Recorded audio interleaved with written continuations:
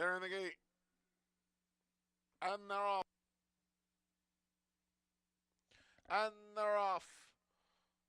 Both like a Rolling Stone and the favorite Unicorn Cake did not get off to the best of beginnings. Tariga did, and she goes right to the lead. Mommy Joe Dreams rushes up along the rail in second.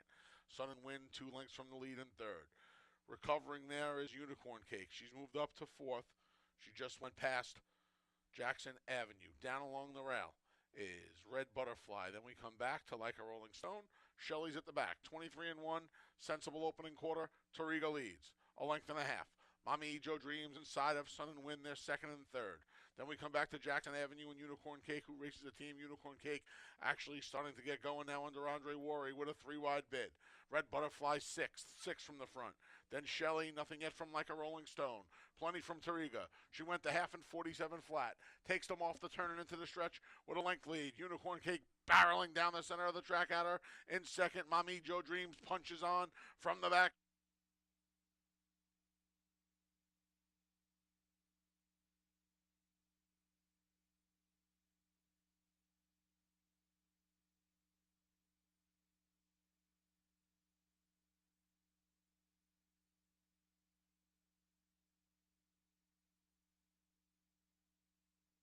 And they're off.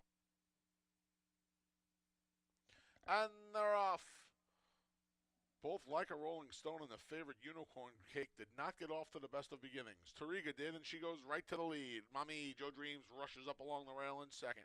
Sun and Wind 2 lengths from the lead in third. Recovering there is Unicorn Cake. She's moved up to fourth. She just went past Jackson Avenue. Down along the rail is Red Butterfly. Then we come back to Like a Rolling Stone. Shelley's at the back. 23 and 1. Sensible opening quarter. Tariga leads. A length and a half. Mommy Joe Dreams inside of Sun and Wind. They're second and third. Then we come back to Jackson Avenue and Unicorn Cake, who races the team. Unicorn Cake actually starting to get going now under Andre Worry with a 3-wide bid. Red Butterfly sixth, six from the front. Then Shelley, nothing yet from Like a Rolling Stone. Plenty from Tariga. She went to half and 47 flat. Takes them off the turn and into the stretch with a length lead. Unicorn Cake barreling down the center of the track at her. In second, Mommy Joe Dreams punches on from the back. Jackson Avenue. They're coming to the eighth pole. Tariga's trying to see it through. Jackson Avenue, the main danger. Shelley's flying down the center. Tariga's almost home. Jackson Avenue and Shelley giving futile chase. Tariga wire to wire in the third by 3 parts of a length. And the Dime Super, 6423, $1.23. Race 2 comes up next. First pick 3 of the day kicks off in race 2. No gate. And they're off. There goes Soul Imperatrice for the lead. Hillbilly Lady backs off in second between rivals. There's Cause I'm Elegant.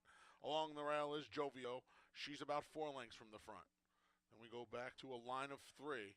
Lady Lawrence, Joyful Departure, and Glory Bound Clara from the rail out. Soul Imperatrice on a loose lead today. She's got 3.5 on Hillbilly Lady, who is back in second. Jovio's third at a big price. One of the greys, Cause I'm Elegant, just moved into third past Jovio through an opening quarter of 23 and 1. Then we come back to Joyful Departure, Glory Bound Clara, and Cause I'm Elegant off the turn. It's all Soul Imperatrice. Soul Imperatrice got a 6-length lead. There's Hillbilly Lady and Cause I'm Elegant from the back. Glory Bound Clara trying to chime in. Jovio's at the rail. Then Joyful Departure. Off the turn and into the stretch. Soul Imperatrice went really wide there through a 47 and 1/2. Plenty of room for Hillbilly Lady, who's gobbling up ground at the inside. Keep an eye on Hillbilly Lady. She just went by Soul Imperatrice. Late rally from Glory Bound Clara, but coming down to the line, Hillbilly Lady and Stephen Frett report home a 3.5-length winner. Glory Bound Clara got into solid double 6'6", 690. To all exact, a 6'7", 1520. 50-cent try, 673, 735. 10-cent super, 6735, $6.30. Off in the Tuesday opener, Stars and Stones shows first. There's Big Baby Henry from the rail, Gold Templar. There's Sharp Playboy and Profitability. 2.5 lengths covers the 5 of them as they head up the backstretch here in Farmington. Between rivals, it's Sharp Playboy who takes over from the favorite. Stars and Stones and Gold Templar is now back in third. Fourth is Profitability, 3 from the front, shadowed by Big Baby Henry as the field makes their way to the far turn through an opening quarter and pretty easy. 23 and 1. Sharp Playboy.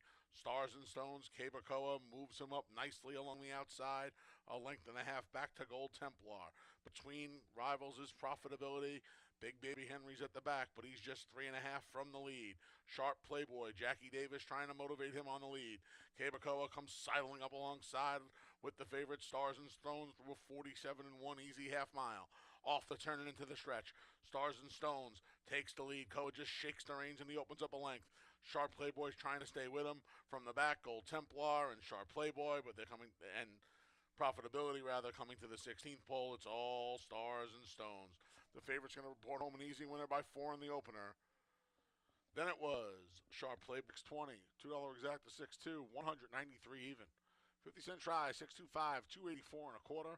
And the dime super, 6251, 15 cents shy of 2. And they're off. Jumping up there at the start was the number 8, Sweet Sensation. For the lead, here goes Bavarian Cream. Tumbles is there. Far outside, Grab the Glory, and up the rail, Regenerator. These 4 have 2.5 lengths on Sweet Tooth Sue, who's tracked along the inside by She's Enticing. Ruby's Missions made her way to the middle of the track with Kitty Tintin to her outside, and all the way at the back after the trouble beginning was Sweet Sensation.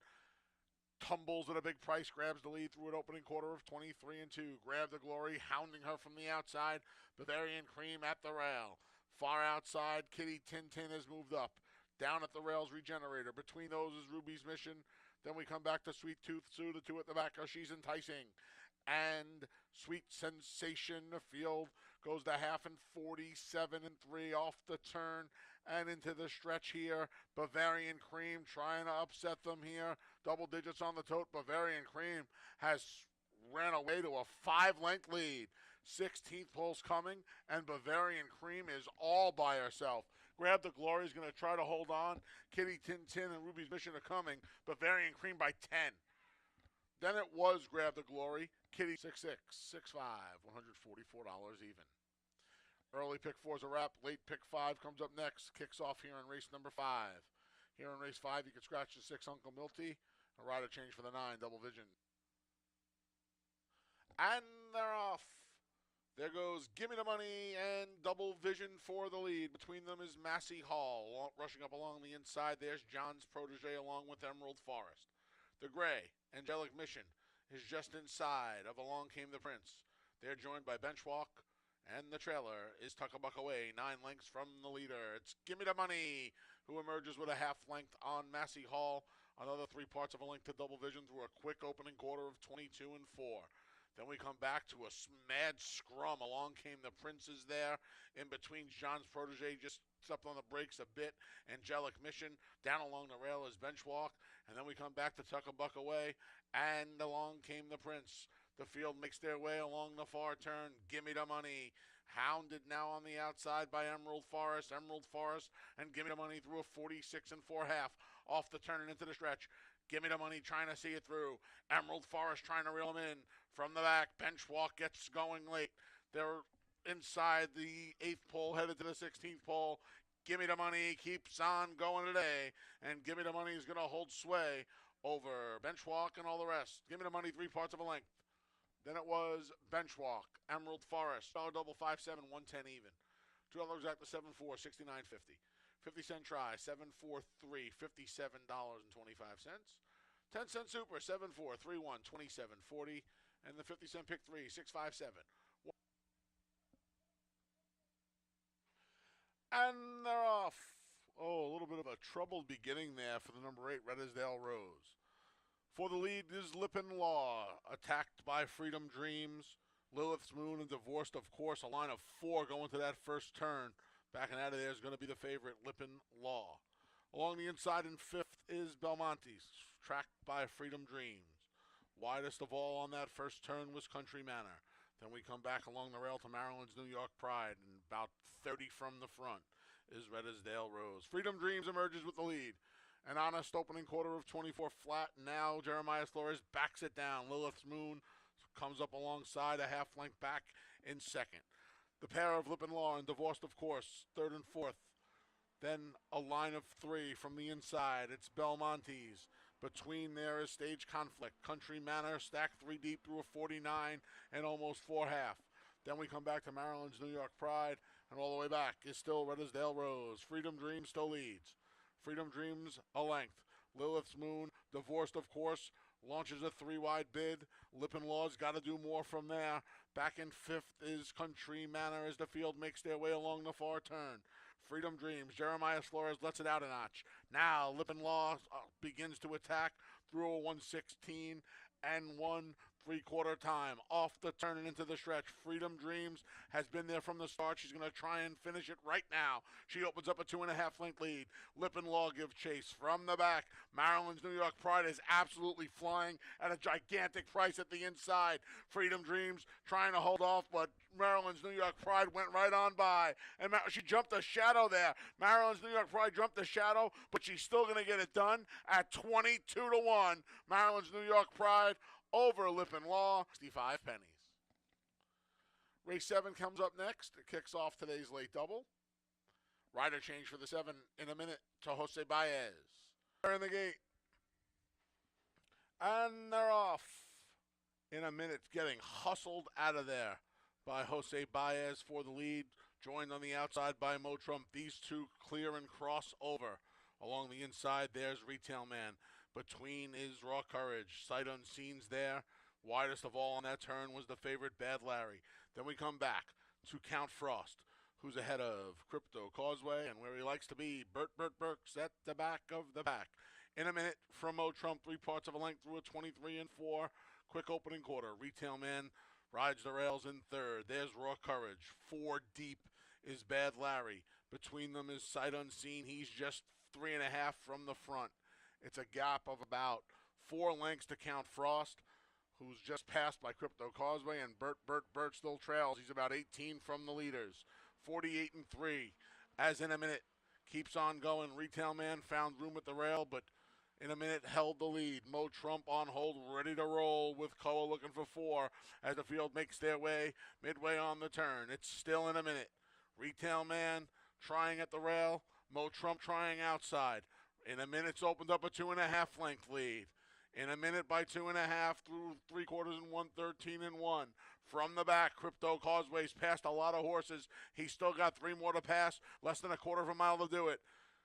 Baez takes a peek back. In a minute, still has a 2-length lead. His main danger is Crypto Causeway, who's been riding the rails throughout. They're coming past the 8th pole. In a minute, it's almost home. Crypto Causeway keeps on coming.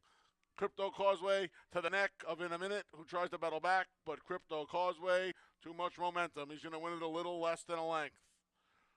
Then it was In a Minute, who was valiant in second. 103.12, and the Dime Super, 1732, $108 and a nickel. Race 8 comes up next. The finale offers win, play, show, exact, try, and superfecta. And they're off in the finale. Kaz's Rose is there, so Sweet Invasion, Investment Grade, Tasty Wave, and entry mate Clifton Punch. Then we come back to Ramon. Luna Loca rides the rails. She has 1 beaten. It's Just Stay Home, Tasty Wave, and Investment Grade hookup. Sweet Invasion, 2 back in the offing in 3rd, just passed by Ramon. Kaz's Rose is 3 deep on the track. There's Clifton Punch. And Luna Loca's at the rail, and Just Stay Home trails. 23 and 1 opening quarter for Tasty Wave. She's stolen away to a 2-length lead. Ramon moves up along the inside. Along the outside there is Sweet Invasion. Dropping back's Investment Grade. Luna Loca needs room at the rail. Just Stay Home's launching from the back. She still has some work to do through a 47 and 2/2. Off the turn and into the stretch. Tasty Wave. Here comes Sweet Invasion. Up the inside, Ramon. Luna Loca down the center of the track as they come to the 8th pole. In Sweet Invasion going the best of all. Here's Tasty Wave. Here's Luna Loca down the center. And Luna Loca is going to win it by a length and 3/4. Then it was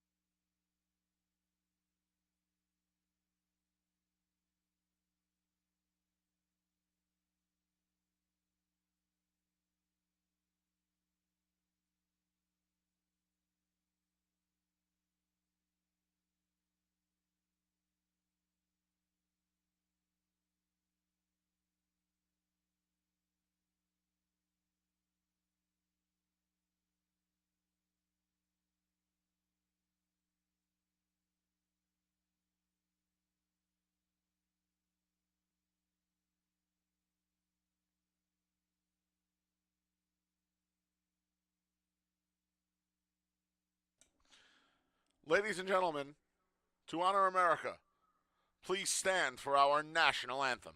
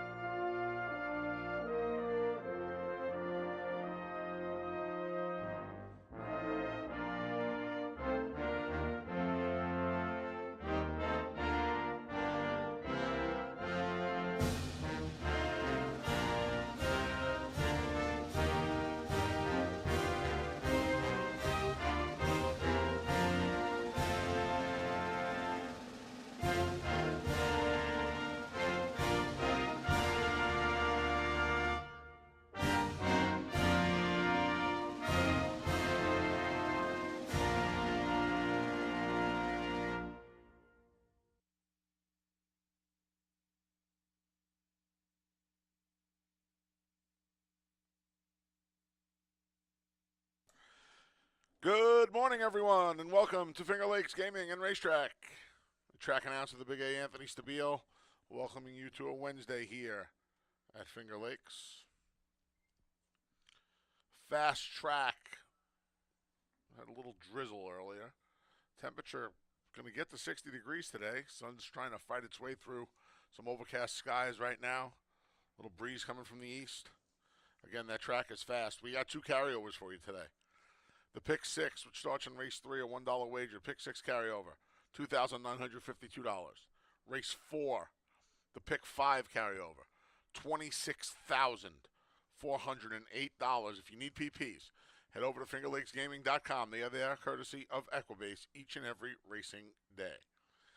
Here are the changes for today's races. In the first, we'll kick off the early double and early Pick 4. Couple of overweights. The 5, Enticing Prospects, 1 pound over, and the 6, Skyless Starship, is 1 pound over. Those changes in the first. The start, the early double and early Pick 4. The first Pick 3 of the day kicks off in Race 2. No changes in the second. That $1 Pick 6 starts in Race 3 with a carryover of $2,952. Jockey change for the 2 Sneeds to Jackie Davis. Jackie Davis rides the 2 Sneeds in Race 3, the start of the $1 Pick 6 with the carryover. Race 4 starts the 50-cent Pick 5. Again, that carryover is $26,408. In Race 4, scratch the 2 Sutton Breeze, the 4 Hot Rod Lincoln, and the 5 Limit Up. Once again, Race 4, scratch the 2 Sutton Breeze, the 4 Hot Rod Lincoln, and the 5 Limit Up. A rider change for the 8, Fire Down Below to Dalton Brown. Dalton Brown rides the 8, Fire Down Below, in race number 4, the start of that Pick 5, with a $26,408 carryover. Race 5 starts the late Pick 4. It is in memory of New York State Gaming Commission investigator Michael McDermott. A rider change for the 7. Rider change for the 7. Sweet Sugar Baby, there's Jeremiah Flores. Flores rides the 7. Sweet Sugar Baby in race 5, the start of the late Pick 4. The final Pick 3 of the day kicks off in race number 6. Rider change for the 2, Broken Hearted, to Michael Davila Jr. Michael Davila Jr. rides the 2, Broken Hearted, in race 6. Overweight for the 9, Mortgage Rate, 3 pounds over. Race 7 starts the late double, couple of overweights. The 2, Emily Reward, 1 pound over. And the 5, City Blocks, 1 pound over. And in the finale, race number 8. Scratch the 1, Morning Cup. The 5, Sig Alert, and the 6, Invaluable Will. Race number 8, scratch the 1, Morning Cup, the 5, Sig Alert, and the 6, Invaluable Will. Ownership correction for the 8, Norgay. It is 3 players stable. Just 3 players stable for the 8, Norgay as owners in race 8. Fast track. Sun fighting through the clouds. Temperatures around 60 degrees. Free PPs, fingerlakesgaming.com. Carryover in the Pick 6, $2,952. Starts in race 3. Carry over in the pick 5. Starts in race 4. $26,408. Dave Mattice is up next with a preview of today's 8-race card. Post time for the opener, just after 12:20. Enjoy your day here at Finger Lakes Gaming and Racetrack.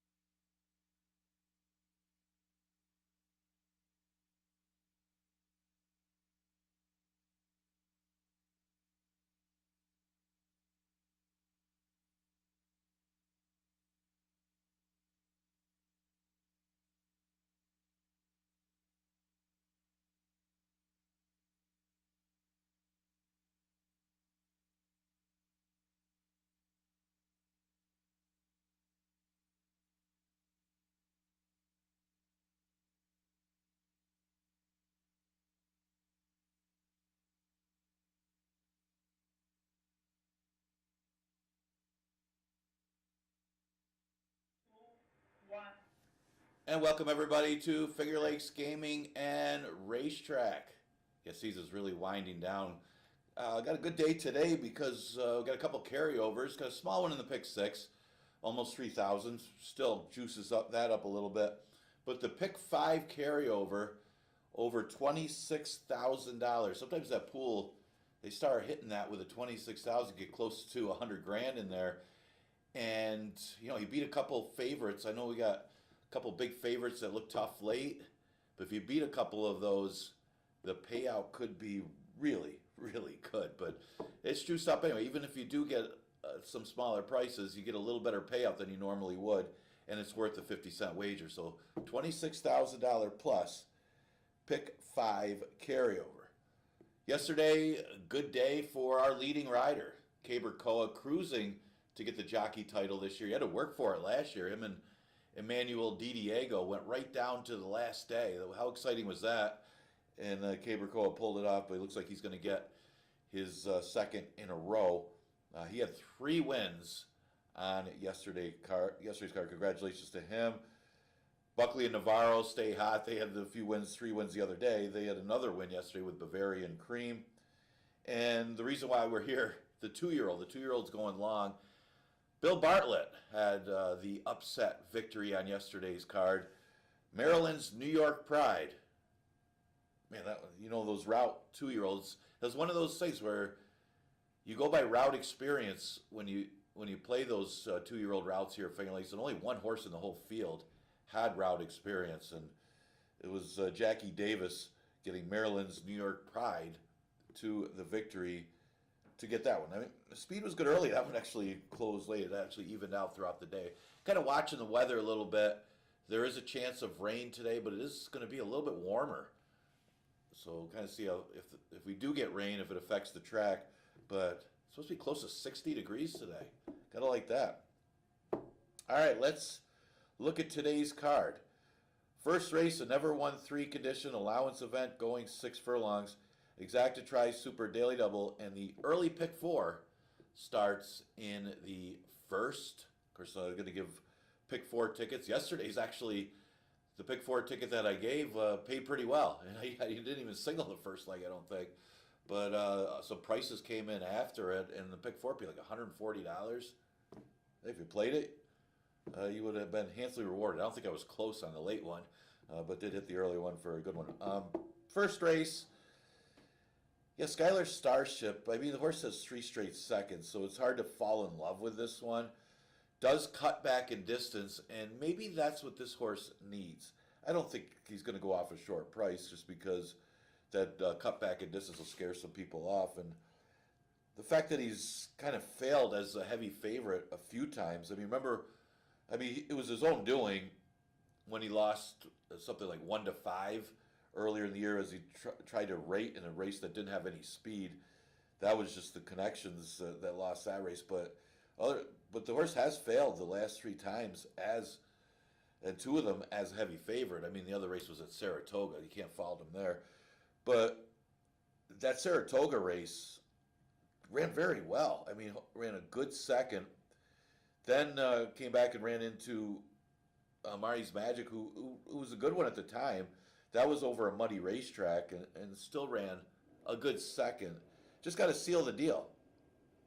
I mean, that was that Nick Zito horse that beat him last time, but no real excuse for Skylar Starship because, Phil Martin, it's not like he had that much of a better trip. Yeah, was in the better part of the track, but won by multiple lengths. So the question is going to be the cutback and how much speed this horse is going to have to be in the race early. You do have speed inside him with I Got Busted from the Rail and Coin Jar, but he can lay outside and stay close with that early pace. He does have sprint speed to do whatever he wants here. And I think he's just better than these horses. So I'm going to use him on top. The other horse I kind of liked in here, well, I like the other Ferraro horse too, but the Delaware Boys does step back up in class, but I think his running style is going to help him here. And going 6 furlongs is going to help him here as well. Because it does look like the pace is going to take its toll in a sense. Remember, speed was pretty decent early, first half of the card yesterday. But you could close when there was a speed duel or the pace up front. You could close, and the second half was the track played completely fair. The Delaware Boys ran a solid second. They had a horse that kind of got away on the front end. There wasn't a ton of speed. It was only 5.5 furlongs. And Courageous Ola took advantage of the situation. Delaware Boys was closing. Today, he's going to get more of a pace battle up front to run at. So that's going to help this horse. Although he is stepping up in class, it's not like he hasn't faced allowance horses and been competitive against allowance horses. I think he'd be no surprise, but he is 8-1 morning line. Enticing Prospect's another one that his running style could help. He's going to get a nice stalking trip behind the speed. And again, that could work out to his advantage. Like his stablemate, he's cutting back in distance, coming out of a good allowance race. He's caught off tracks the last 2. I'm not so sure he likes an off track. But his previous couple starts in sprints are really good. I mean, he won the 2 Lifetime in his last start on a fast track in a sprint. The other sprint was on an off track. And again, the route, he just didn't do as well, just kind of ran okay, I guess you would say. He probably is a better sprinter than Router. And again, I think his running style is going to help. Looks like I Got Busted taking some early money. That one could be tough if they let him go, but if that one gets pressure at 6 furlongs, then you're going to get some prices in here, especially if that one gets bet, because that one did take advantage of the shorter 5.5 furlongs and being the speed of the race. That's why the horse won so easily. Might be more difficult today in race number 1, and that's why I went with the 6, 2, and 5. Okay, second race, an allowance race, a state-bred condition that goes the distance of 6 furlongs. And always said this, I mean, you're going from, I know we have the conditions here. We go through the allowance to the 1 state-bred. Sometimes you get the claimers to the 1 state-bred, especially late in the year. You'll see more claimers moving up. But then you see the 1 state-bred in New York. You do get some 2 Lifetimes in there, but you also get the multiple winners that are eligible for the condition, kind of like we have here. And so whether there's Lifetime horses in the race or not is beside the point, because that race is so much tougher than our 1 state-bred here at Finger Lakes. And that's the point when I'm talking about on the hill.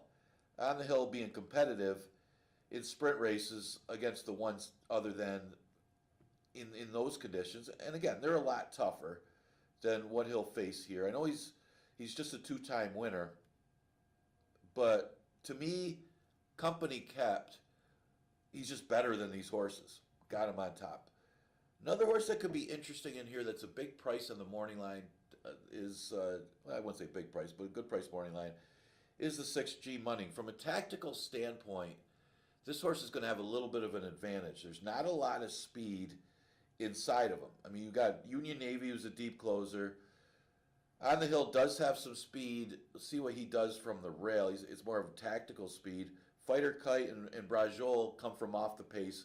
Stop the Spread has a little speed, but more speed, tactical speed going longer. So G Munning's G Munning could be the speed at a little bit of a price here.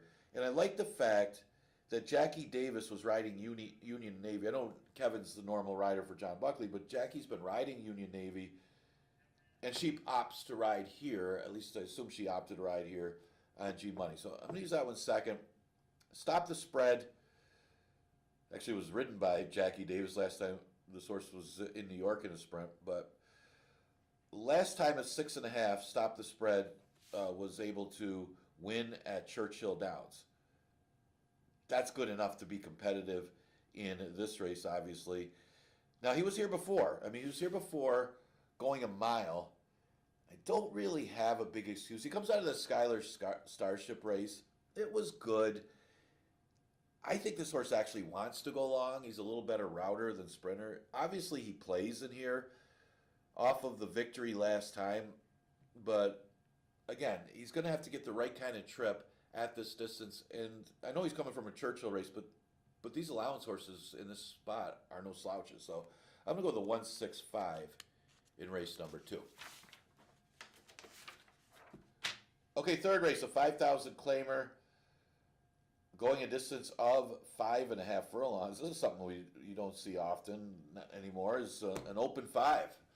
Used to see those all the time. We had the 6250s that the fives didn't count throughout the year. You're still eligible, or you went to the open 5, and it was always good at the end of the year because you had the lifetime horses that went through conditions, and then you had the since the date conditions. I know a lot of the people listening don't understand what I'm talking about, but.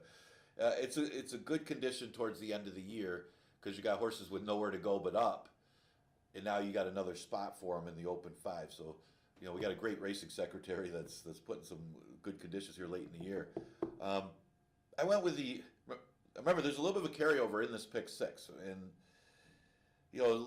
nearing 3,000. Sometimes that pick 6 is a good play for the dollar wager, especially when you can narrow down a few fields. Sometimes you'll get the better value in that sense than the pick 5 on a day like today where everybody's playing the pick 5 and you just happen to get a lot more favorites. Then the pick 6 is the better play. If you can beat a few of the favorites, I think the pick 5 can be a better play because you have that 50 cents and that's more room to spread out. So that's your options. You can play them both. You get the money, play them both. By all means, throw that money in. Brock Boninoff ran a big race last time as the speed. And the other speed couldn't keep up, and that was the difference. He was able to outbreak the other speed. He's inside of Golden M Hills. He's actually faster to Golden M Hills, unless Ralph decides to be real aggressive with Golden M Hills and goes right after Brock Boninoff. But at 5.5 furlongs, Brock Boninoff's quick. Now he does make things interesting at the end, like he did last time. He was, Old Man Winter was getting to him. But he was able to hold on. And this is 5.5, though. It's shorter. So they're going to have to catch him. If he outbreaks Golden M Hills, is the only other chance really for speed with this kind of speed. I don't think our boy Cheekham is as fast as Brock Boninoff, although he does have some speed. Gandy Dancing's an interesting one. I mean, this horse woke up in a big way at the 11-9, and now he drops to 5,000 off of that. That's not really a drop. 11-9 beaten to open 5 is not a drop, but I mean for price wise, that's what you got to be careful of when we're talking about open 5. A lot of people look at his drop, but it's not. Numbers wise, it's good enough if he can repeat that effort that he did last time. And again, he was running that good earlier in the summer, late in the fall. Last time was able to put it together. He's got a bullet work since the race. Lot to like with Gandy Dancing. But again, they're all chasing Golden M Hills. So he's got to hope, Brock Boninoff, in Golden M Hills. He's got to hope Brock Boninoff comes back to him. But he looks like the main threat along with Martin Kelly. Martin Kelly lost to Brock Boninoff going 6 furlongs. That to me says, I don't know how you could have Martin Kelly at 8-5, Brock Boninoff at 5-2, and he just beat the horse, but maybe the estimation of the guy that did the odds is that they're going to bet Martin Kelly more because they're thinking Golden Hills might put enough pressure on Brock Moninoff that one could get him at 5.5. It's a possibility. I can see that happening, but I'm going to go with the 5, 7, and 4 in race number 3. And those are the big 3 in there, I thought. Maybe Coach Bahi is an interesting one. Cutting back in distance. The other horse has got a little bit more class than these other open 5s in this race. It's just a matter of the distance.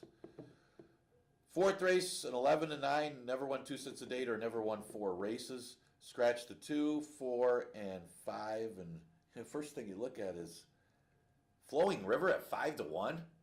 They should have like the 9. I guess you would just bet Flowing River and Fire Down Below, Bing Bang. But I mean, it had a little more to do with Limit Up being the favorite. I'm not sure that one's better than Flowing River anyway. Now remember, there's over $26,000 carryover into the pick 5 pool. That's really going to juice it up. So really worth playing. Like I said, I'm going to do an early pick 4 and a late pick 4. I'm going to kind of put them together starting in the 4th and use that as a gauge to play the pick 5, although you may want to go a different direction and beat a couple of those horses that I got. But let's face it, Flowing River, I guess the layoff is the only concern. And maybe that's why he's such a high odds morning line. He hasn't run since July.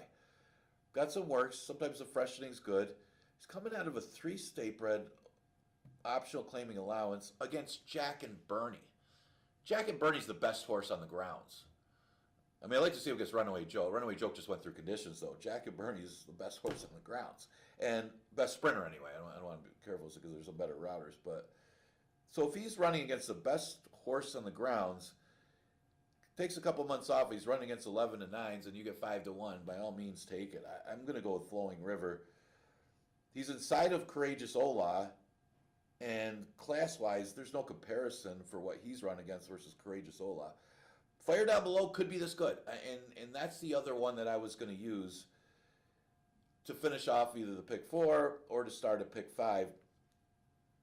Dalton Brown picks up the mount as that jockey, whoever that is not going to make it here. But yeah, stays at the 11 and 9. Didn't run. I mean, actually, I think it's just getting better with every start. I thought this horse looked phenomenal last time with the late run that he had.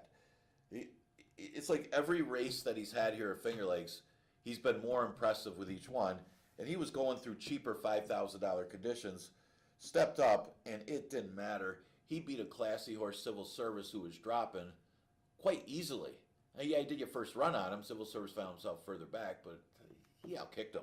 So, how can you not use Fire Down Below in here? Got to. Now, if the pace takes its toll, if Courageous Ola gets tired of trying to press Flowing River, and probably will. Flowing River is just as fast and is inside of Courageous Ola. The deep closer, Don't Poke the Cat's got a chance to get in there. And don't discount this horse's chances to possibly win the race if Courageous Ola takes a lot of starch at a Flowing River who's coming off a layoff since July. Here comes the deep, deep closer, Don't Poke the Cat, who's a deep closer going a route. So the cutback's been good to this horse. I know he's getting there just too late because of the distances, but he was absolutely flying and got up to be second going 5.5 furlongs, and they went 105. So I can see it happening here. Again, if Flowing River gets the starch taken out of him, here comes Don't Poke the Cat at a pretty decent price to start off your pick 5. Can happen. Okay, 5th race is named after Mike McDermott.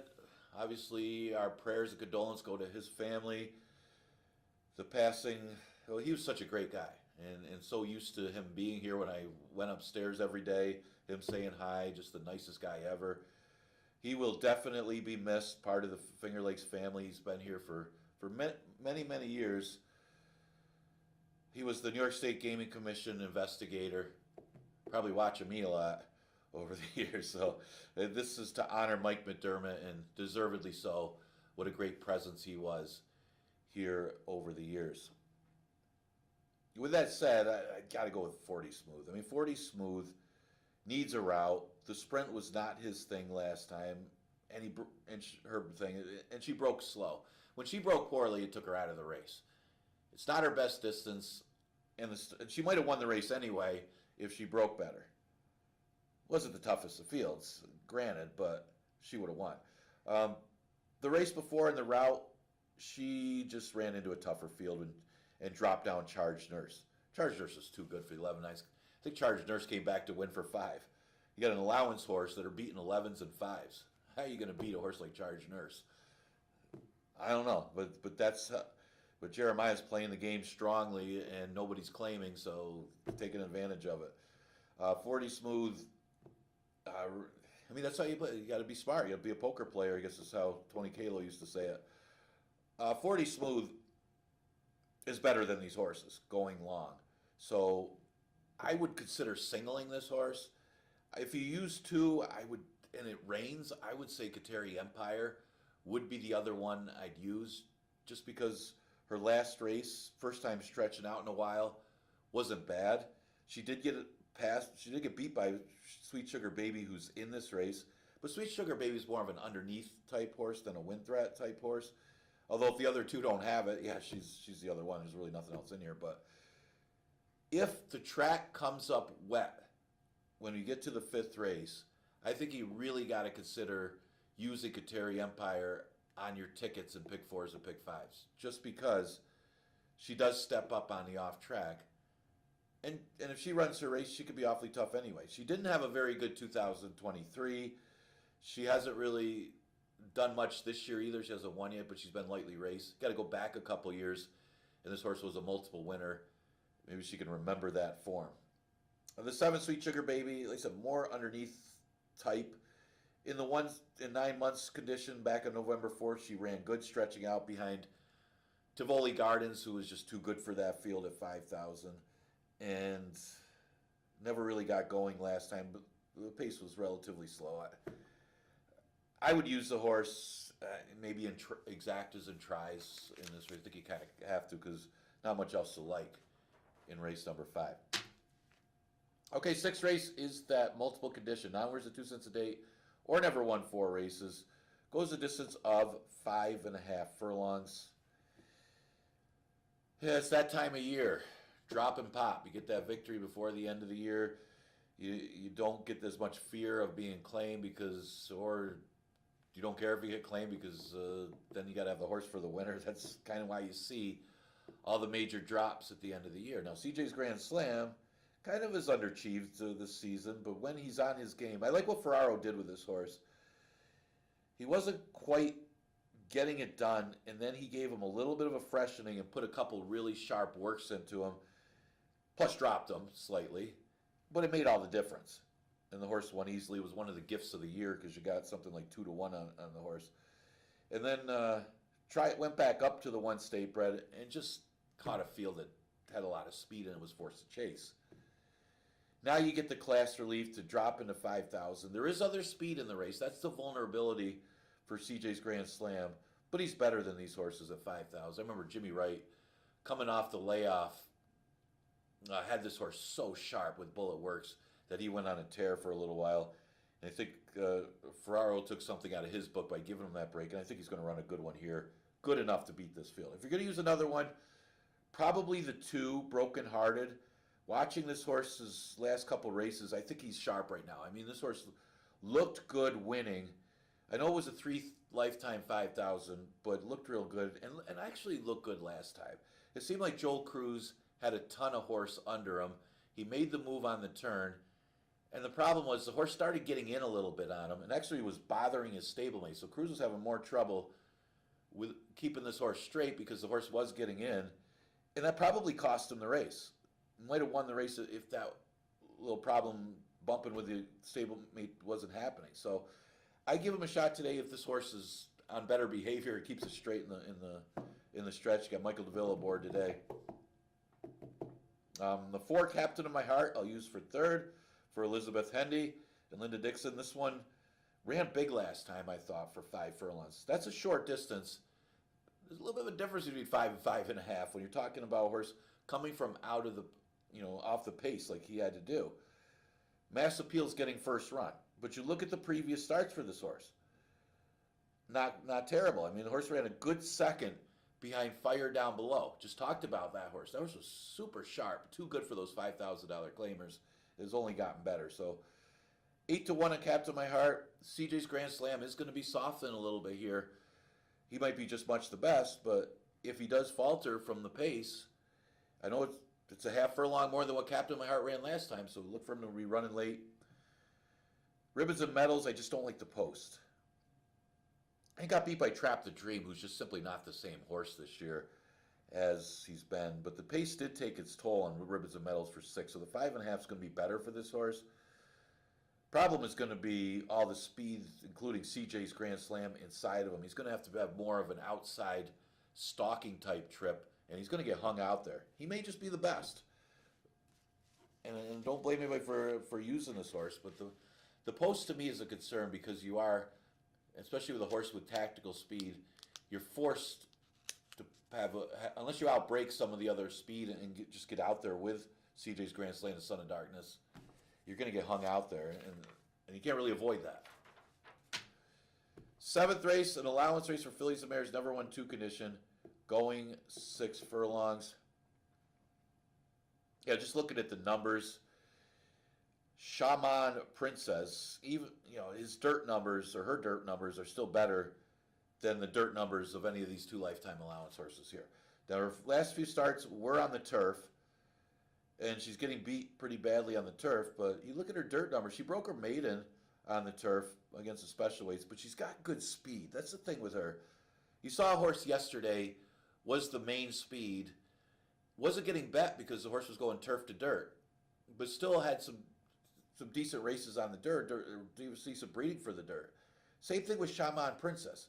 Kind of has the profile of that horse that won yesterday as the speed. She's the speed from the rail, and I think she could go all the way.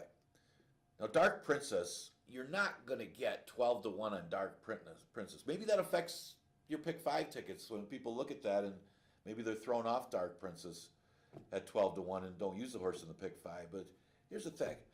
Dark Princess, as the favorite, broke her maiden against Big Advantage and looked good doing it. Big Advantage is 4-1. Dark Princess is 12-1. Figure that out. She was a favorite against her last time.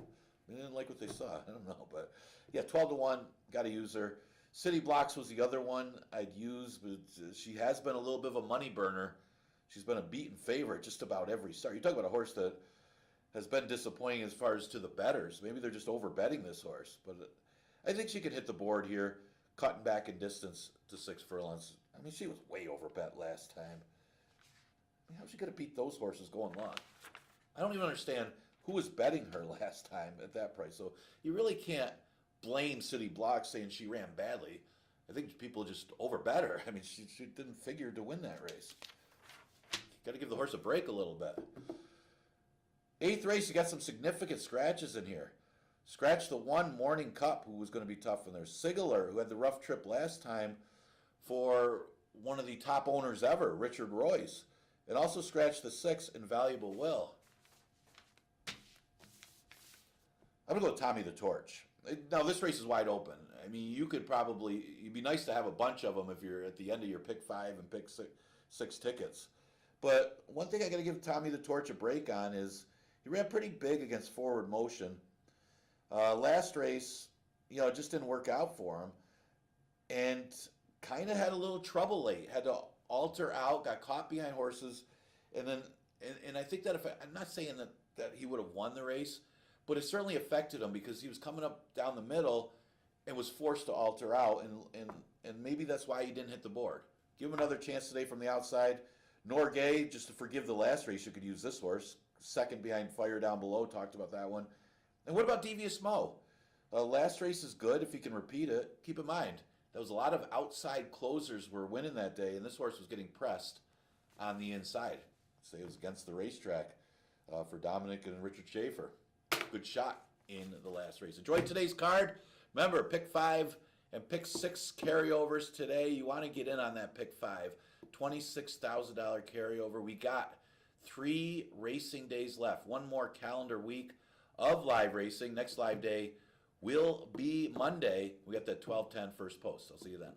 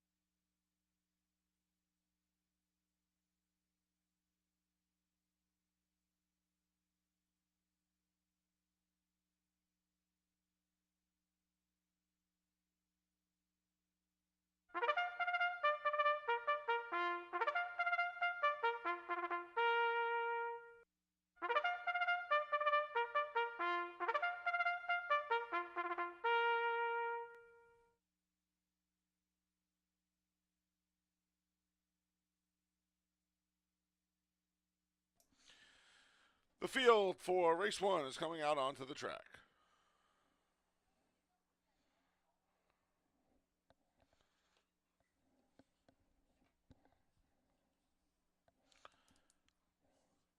The one is I Got Busted with Jeremiah Flores.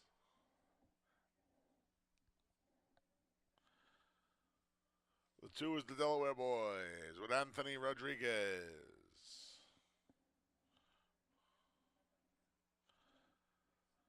The three is My Cool Hand Luke. Andre Worry rides.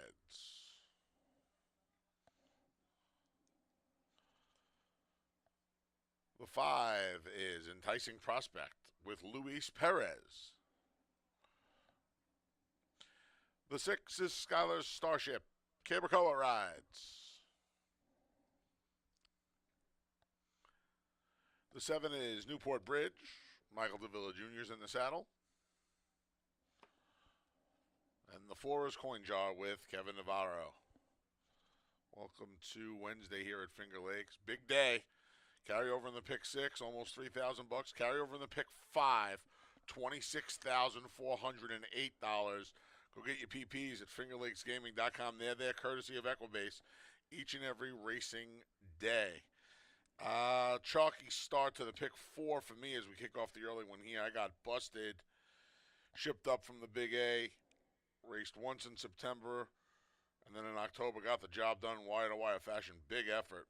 Source has better races on wet tracks than dry tracks, but I still think he is good enough, son of Bustin' Stones, to just take him flag fall to that's all from the rail. The six Enticing Skylar's Starship cuts back. He will not be anywhere close to I Got Busted early. He's got speed, but he's got more route speed than sprint speed. We'll see if they cut back and get him into the winner's circle. He hasn't been there in a while. We'll see if he can work out a trip cutting back. And then the two, the Delaware Boys. Boy, I'll tell you, I still wake up in the middle of the night in cold sweats. 8-1 last time, dead aim on Courageous Ula, and just hung like a chandelier. Could not get there. He was a great price. I loved him that day. Couldn't get home. We'll see if he can get a little bit of a trip in here. 162 PPs, fingerlakesgaming.com. Pick six and pick five carryover starting race 3 and 5. Best of luck here on this Wednesday at Finger Lakes.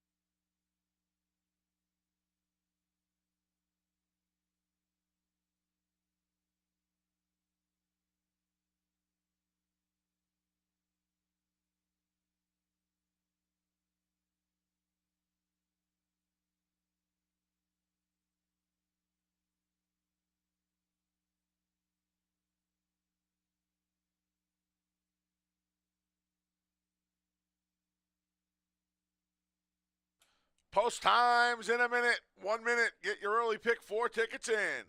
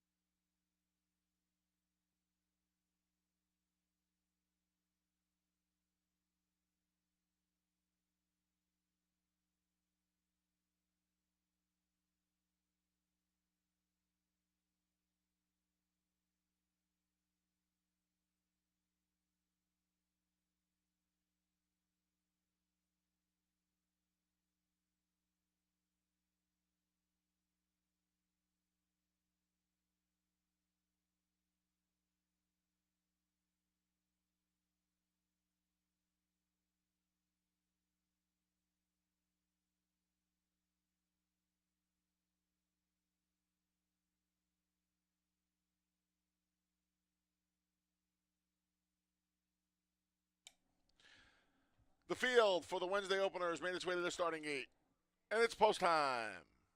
Kick off the early pick 4 and double here in the first.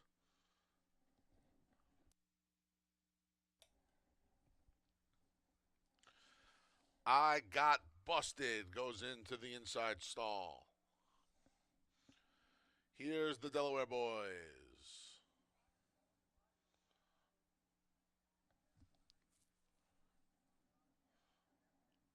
My Cool Hand Luke goes forward. Coin Jar's up next.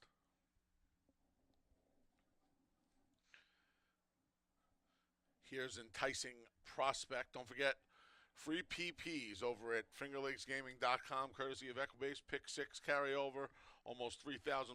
Pick 5 carryover of over $26,000. That starts in race number 4 as Skylar Starship, your even money favorite, goes forward. The last to load is Newport Bridge. They're in the gate.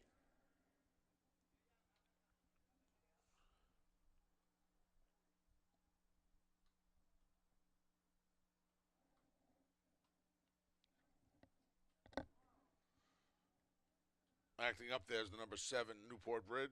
And they're off. Away a little slowly there was the 3, My Cool Hand Luke. There goes Coin Jar for the lead. Tackled immediately from the rail by I Got Busted. These two have a length and a half on Skylar Starship, who settles into third. A gap of 2.5 to Newport Bridge. He's fourth, about 5 or 6 from the lead. Then we come back to the Delaware boys and Enticing Prospect. And after the slow start, My Cool Hand Luke trails 22 and 3 opening quarter there. I Got Busted, and Jeremiah Flores have a half length on Coin Jar, who chases in second. Skylar Starship's poised to pounce with a 3-wide bid from third as Newport Bridge creeps closer as well from the back. Enticing Prospects riding the rail while the Delaware boys goes widest of all through a 46 and 1/2. Off the turn and into the stretch, and I Got Busted scoots away to a 3-length lead. Coin Jar trying to stay with him. Skylar Starship's trying to reel him in. The Delaware boys coming from the back inside the 8th pole. I Got Busted trying to hold off Skylar Starships. I Got Busted. Skylar Starship down to the 2 favorites. Skylar Starship's going to grab him. He got him by 3/4 of a length. It was Skylar Starship in the opener. Over I Got Busted. My Cool Hand Luke was flying. It's a photo for the Shodo and 1:11 and 4. Sharp final time.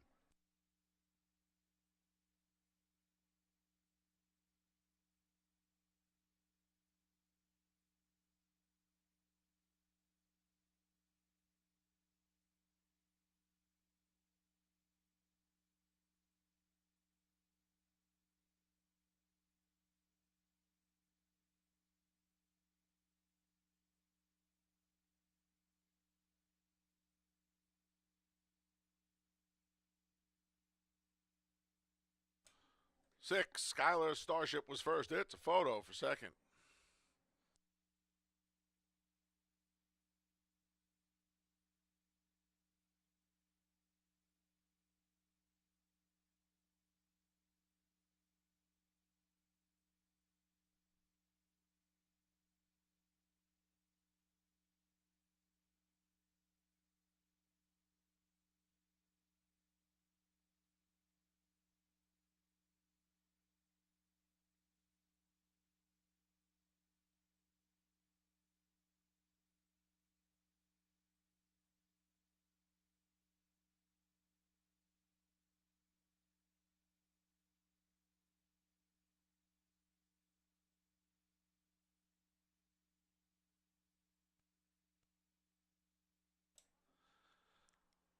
One, I Got Busted second. 3, My Cool Hand Luke third. 2, the Delaware boys fourth. 6-1-3-2 unofficial here in race 1.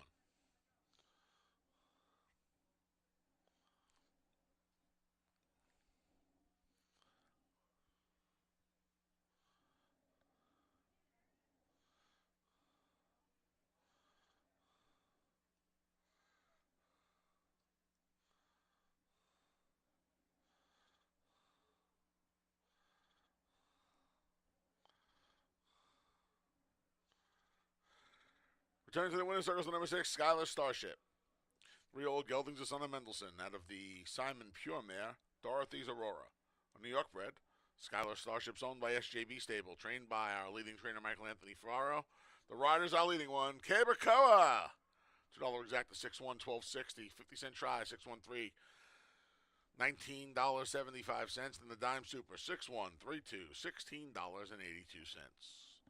Race 2 comes up next. Starts the first pick 3 of the day. No changes in the second. Post time for race 2. It's in just over 20 minutes.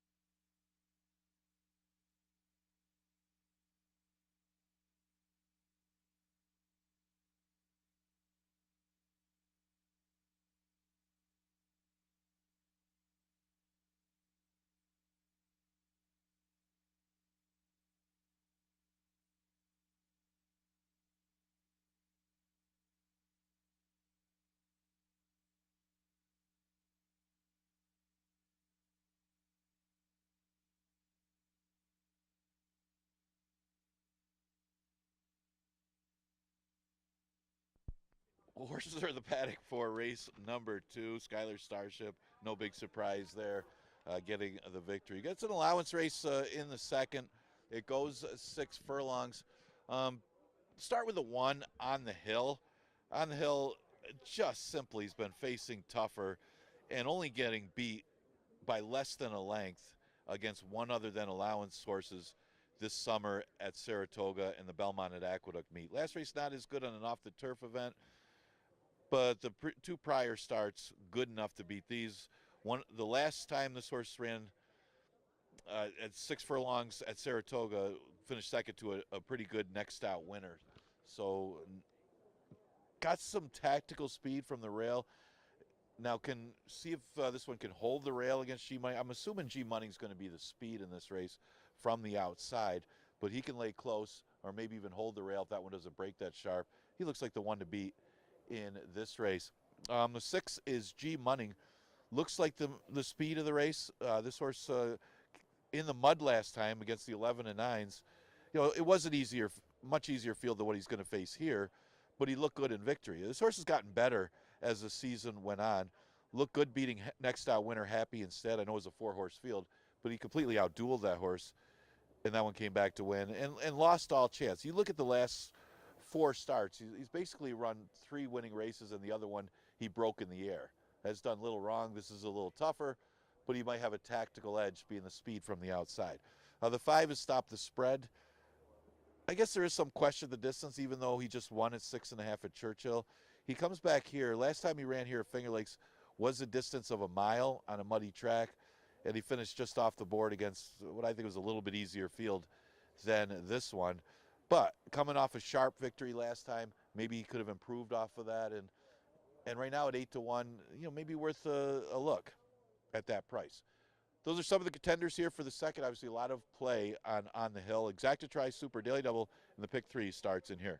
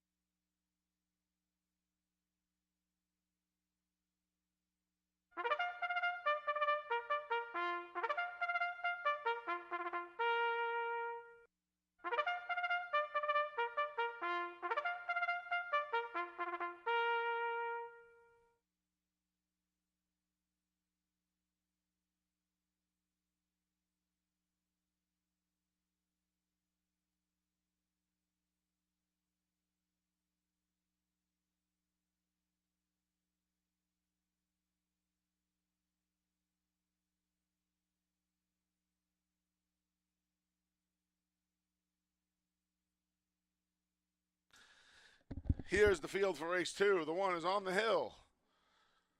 Cabrico looks for a riding double. The 2's Fighter Kite with Carlos Canelo.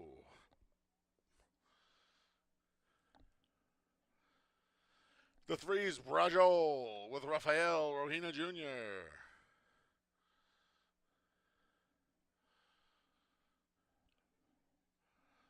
The 4's Union Navy. Kevin Navarro rides. The 5 has stopped the spread with Romero Mirage. And the 6 is G Money with Jackie Davis.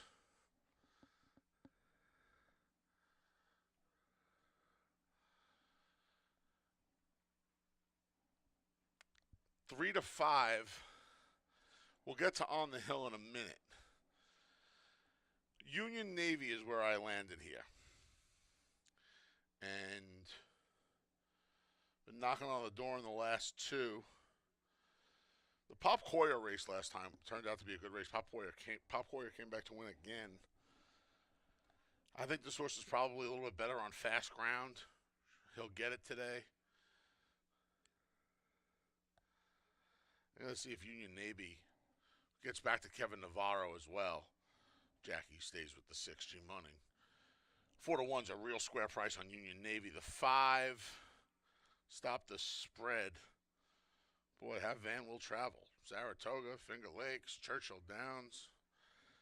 The try in the mud around 2 turns, I don't think was a wise decision. 2 for 4 here at the Lakes. I like the trip this horse is going to sit. They're both the same price. See, I thought Union Navy, they would bet more. I thought Union Navy would be shorter today. But they're the same price. I'm sorry. I thought Stop the Spread would be shorter today. At the same price, I almost think you got to like Stop the Spread. But I'm going to stick to my guns with the 4.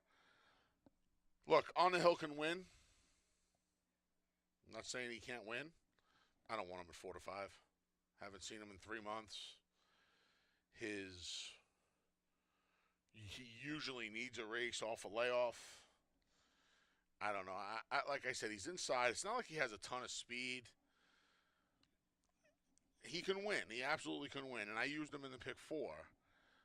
I think you can try and beat him today with the 2 outside options with Union Navy. Stop the spread. 4-5-1 for me. Don't forget, study up. Free PPs, fingerlakesgaming.com. That pick 6 starts in the next. The pick 5 with the 20. There you see the carryover on the screen. $26,408 starts in race 4. Get handicapping. Best of luck. First pick 3 of the day starts here.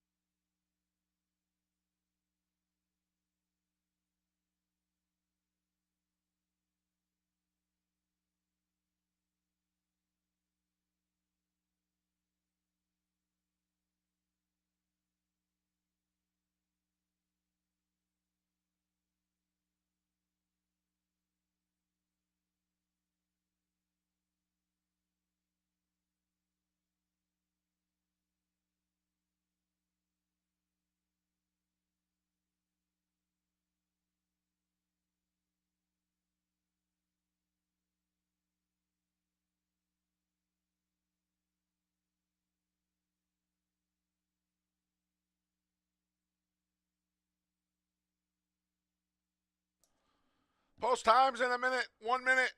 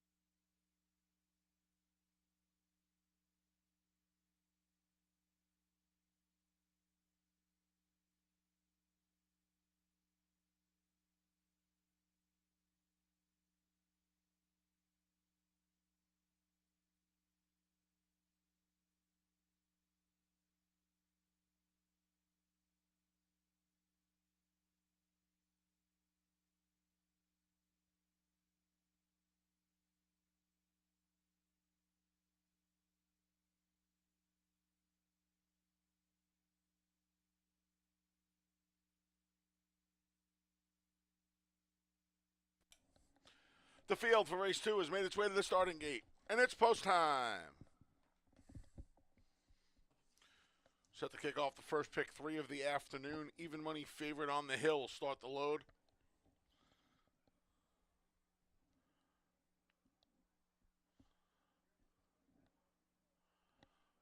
Fighter Kite's up next.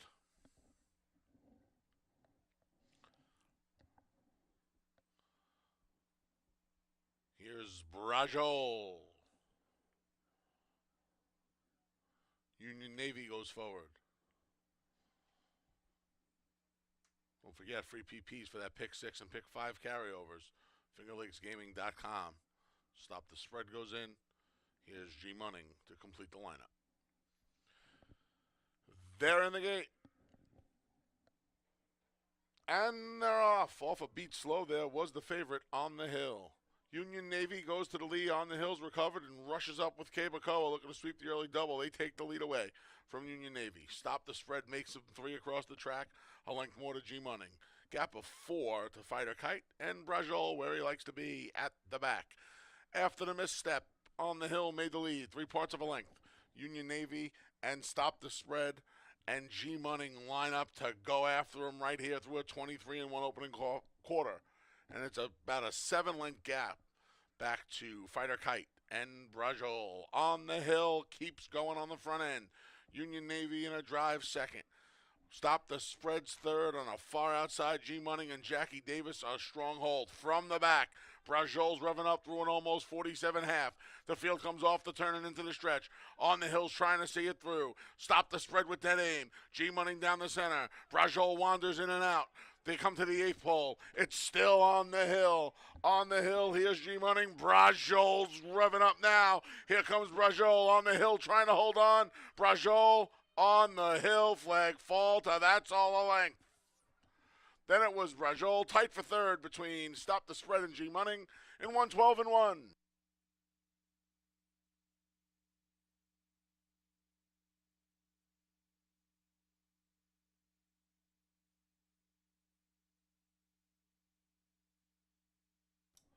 Number 1 On the Hill was first. 3 Brajol second. It's a photo for third.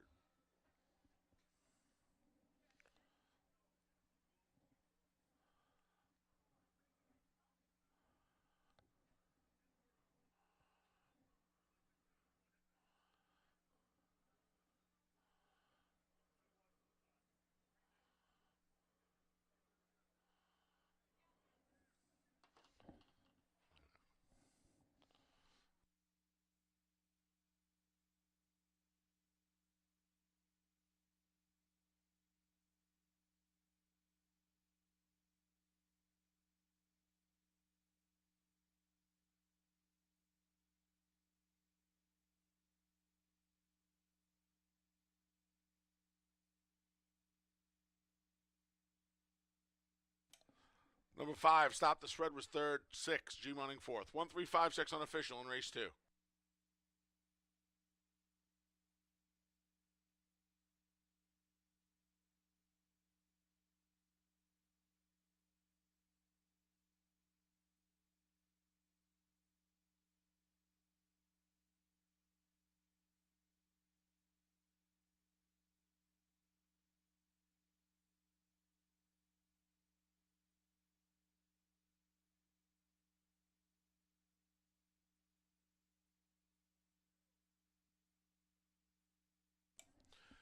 Returning to the winner's circles, the number 1 On the Hill. 5-year-old gelding's son of Fed Biz out of the Langfier mare Lavender Hill. A New York bred. On the Hill's owned by Bond Racing Stable and Dutchess View Farm. Trained by Jim Bond, winning rider. Sweep of the early double for Cabacoa. And it's official.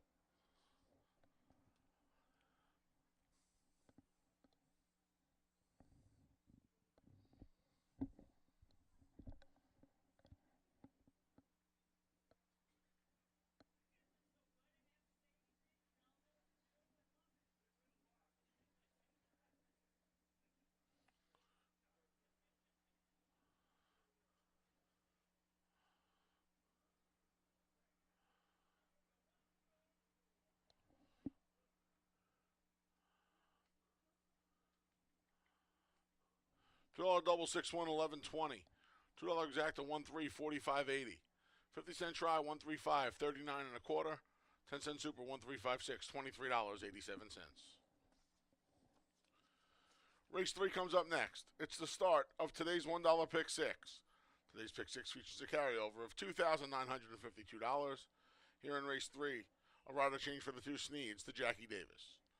Jackie Davis rides the two Sneeds here in race 3. Post time for the third. The start of that $1 pick 6 with a carryover is in just over 20 minutes.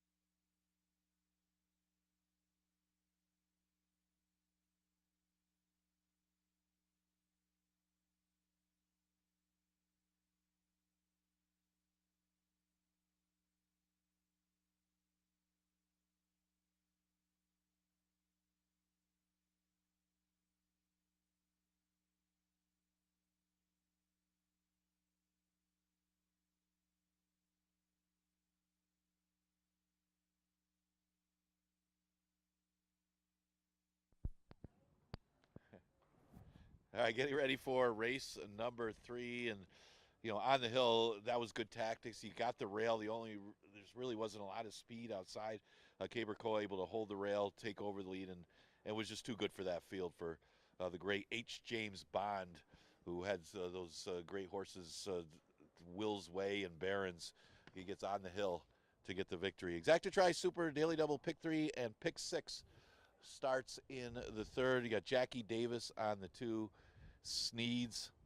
Now we do have a little bit of a carryover in the Pick 6. I know the big carryovers in the Pick 5 that starts in race number 4, but there's also some value in that Pick 6 play, almost $3,000 in that carryover pool.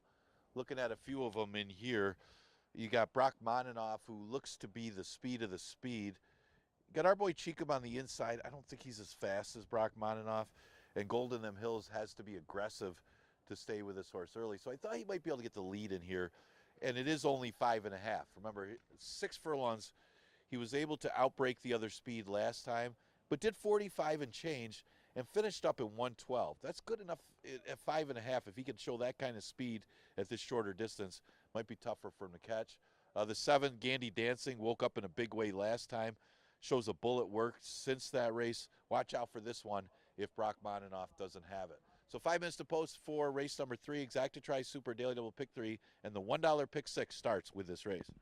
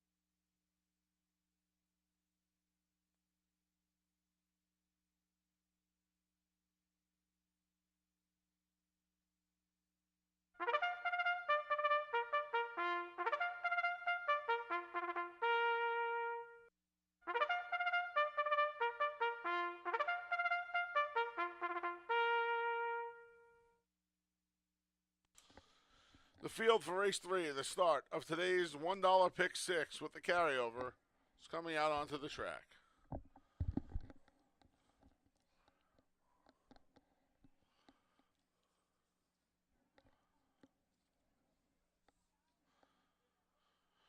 The 1 is our boy Cheekham with Stephen Frett.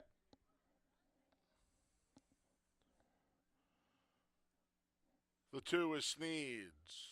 Please note the rider change to Jackie Davis. The 3 is Coach Bayi with Kevin Navarro. The 4 is Martin Kelly, Dalton Brown rides. The 5 is Brock Moninoff with Jeremiah Flores. The 6 is Golden Them Hills with Nazario Alvarado.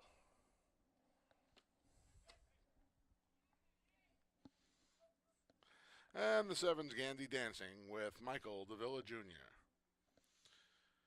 All right, I will take my boy Brock Moninoff, last seen on October 21st, winning, I believe it was the Wise Awake.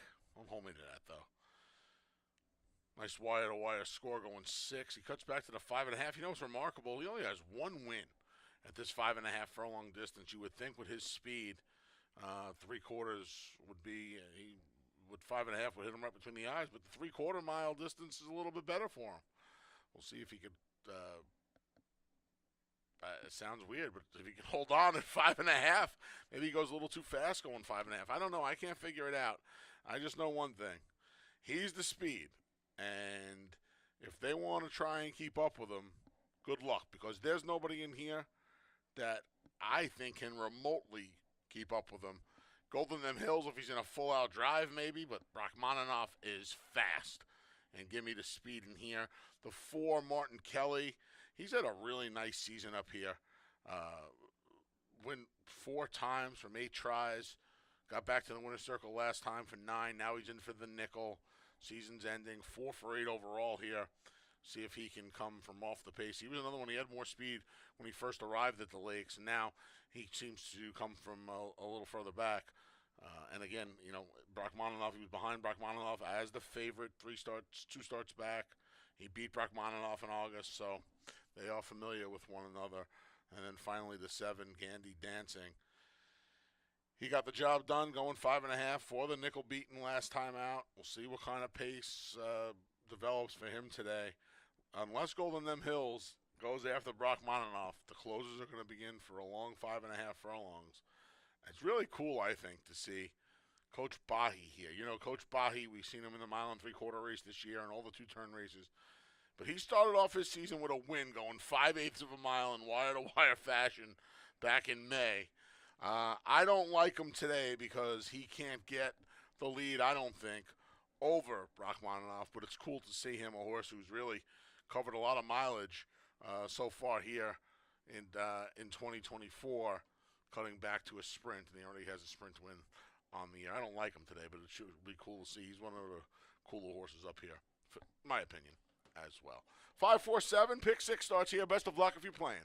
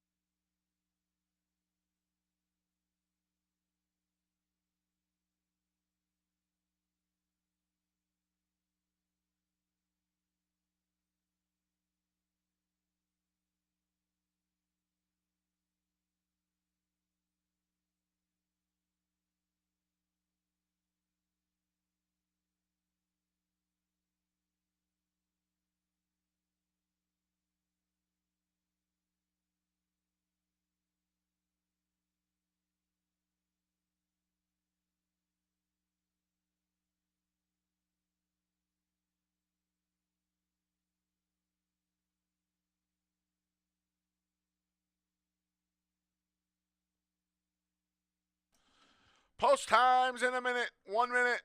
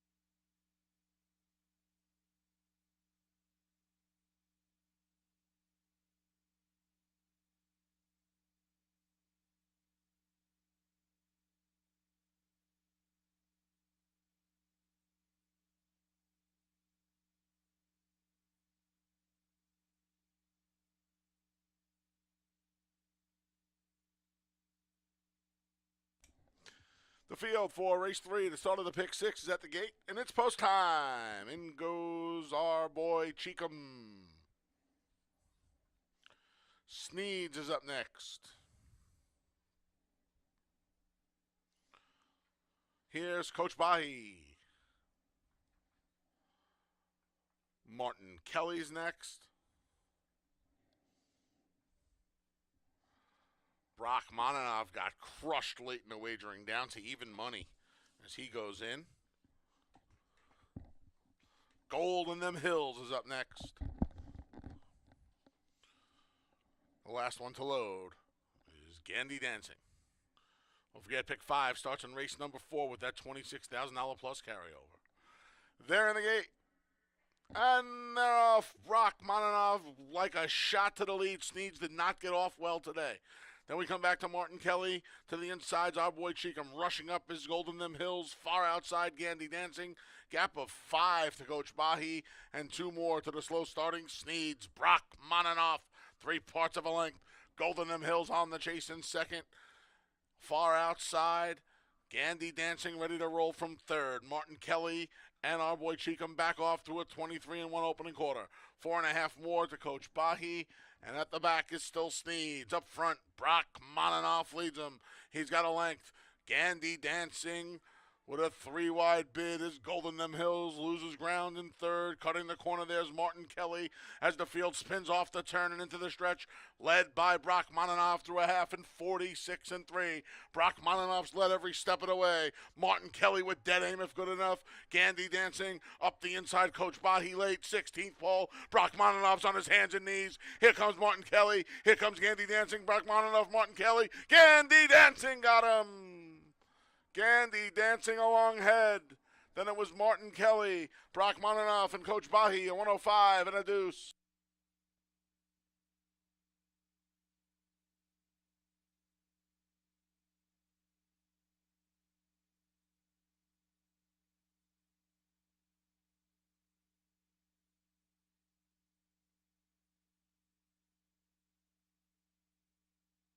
Photo finish, hold all tickets.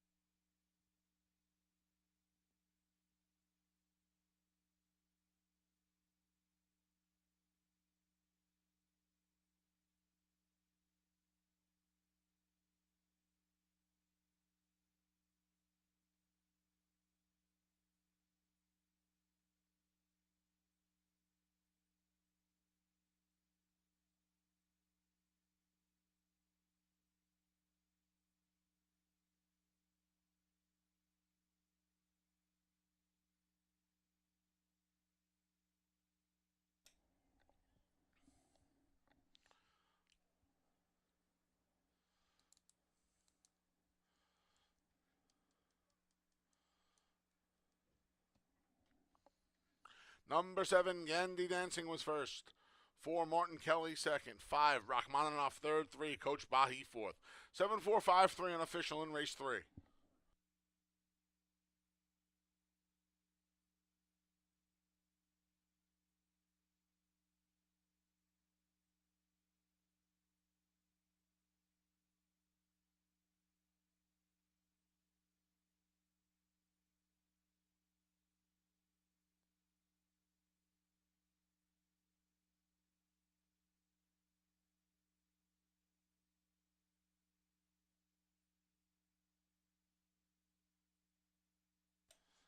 Returning to the winner's circle is the number 7, Gandy Dancing. 7-year-old gelding's the son of Flatter out of the Forest Wildcat mare Wild Grace. A New York bred. Gandy Dancing owned by Forgotten Man Racing Incorporated. Trained by Asaph Ronan. Winning rider Michael Davila Jr. And it's official.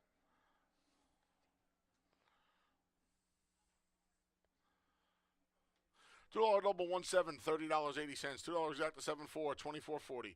50-cent try, 7-4-5, $25.12. And the 10-cent super, 7-4-5-3, $9.17. Race 4 comes up next. It's the start of today's 50-cent pick 5. Today's pick 5 features a carryover of $26,408. Here in race 4, scratch the 2 Sutton Breeze, the 4 Hot Rod Lincoln, and the 5 Limit Up. Scratch the 2, 4, and 5. Rider change for the 8. Fire down below to Dalton Brown. Dalton Brown rides the 8. Fire down below here in race number 4. If you'll turn to race 5, there are no change. Oh, I'm sorry.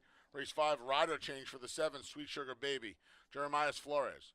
Flores rides the 7, Sweet Sugar Baby in race 5. Race 5 is named in memory of New York State Gaming Commission investigator Michael McDermott. Race 6, rider change for the 2, Broken Hearted to Michael Davila Jr. Davila Jr. rides this 2, Broken Hearted in race 6. No scratches or rider changes in race 7. If you'll turn to race 8, scratch to 1, Morning Cup, the 5, Sig Alert, and the 6, Invaluable Will. Scratch to 1, 5, and 6 from race number 8. Post time for race 4, the start of today's 50-cent pick 5, with the carryover of $26,408, comes your way in just over 21 minutes.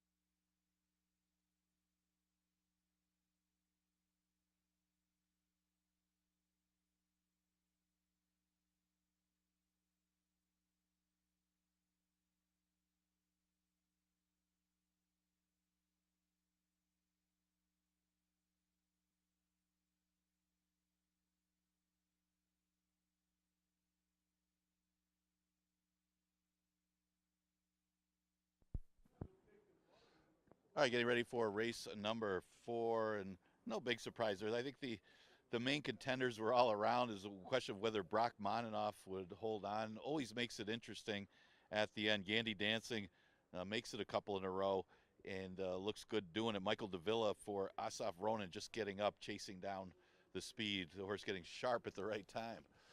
Fourth race at 11-9. We scratched the 2. Sutton Breeze scratched the 4.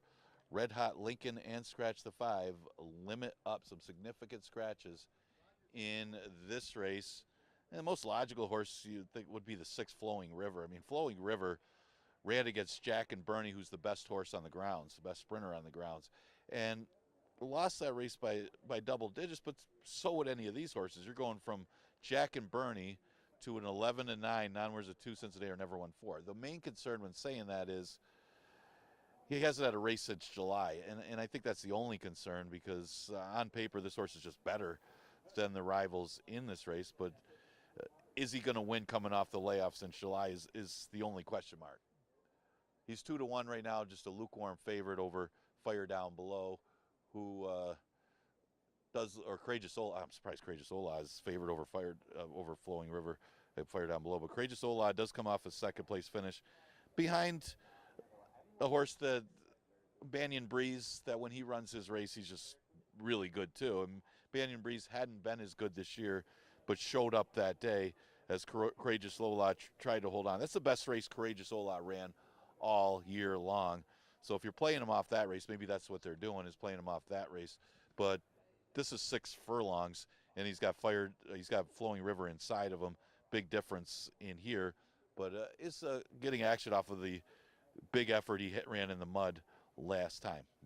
Maybe he can repeat it, but again, Flowing River's inside him, and Flowing River does have speed if he wants to use it. Yeah, Fire Down Below, how sharp is this horse? I mean, he's won 4 straight. If you go back, he was disqualified from the first one he won, and then won 3 in a row here at Finger Lakes. Has not lost around this oval, and keeps stepping up and facing better competition, but I think he's getting better with every start. So here's another one to consider using in this race, and you're getting a price today because he is facing a tougher field. Right now, he's at odds of 6-1. The deep closer is the 7, Don't Poke the Cat. That if Flowing River is aggressive, goes to the lead. And you know he's got a lot of speed. He's just not as fast as Jack and Bernie. Nobody is. But if he goes to the lead and Courageous Ola presses, then you do get that kind of pace scenario that the deep closer, Don't Poke the Cat, could show up late. It is 6 furlongs today. And, man, he came from the clouds the last time he went 3/4 to run second behind Breaking Stones. Yeah, he's more of a router. He doesn't have much for early speed, but he does have some punch in these sprint races. Not out of the question is Don't Poke the Cat. So, Exacta Tri Super Daily Double in the Pick 5 starts here. Remember, you got a big Pick 5 carryover going into this race. $26,000 Pick 5 carryover. Get involved. It's just a 50-cent minimum wager. You could beat a couple favorites. You could get a real nice payout today.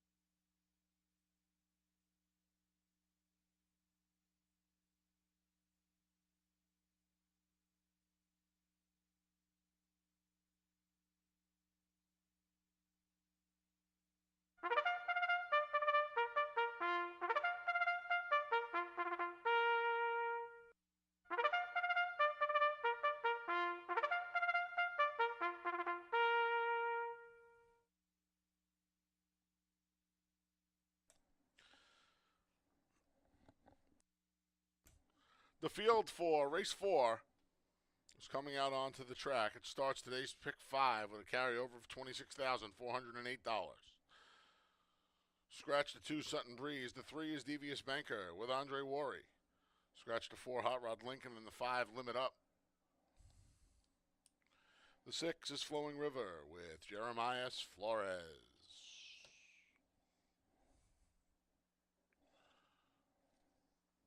The 7 is Don't Poke the Cat with Luis Perez. The 8 is Fire Down Below. Please note the rider changed to Dalton Brown. The 9 is Courageous Ooh-La with Nazario Alvarado. And the 1 is Old Man Winter. Michael DeVilla Jr. looks for a natural double. The number 8, Fire Down Below, is a perfect 3 for 3 here at Finger Lakes. A couple of nickel beatings, a dated 11. Sat just off the pace last time. He's come from the back as well. The way the track's been playing lately, kind of right in his wheelhouse. I think he's going to be ultra tough in here as the pick 5 kicks off here. Already more than double the carryover. I would definitely be using him.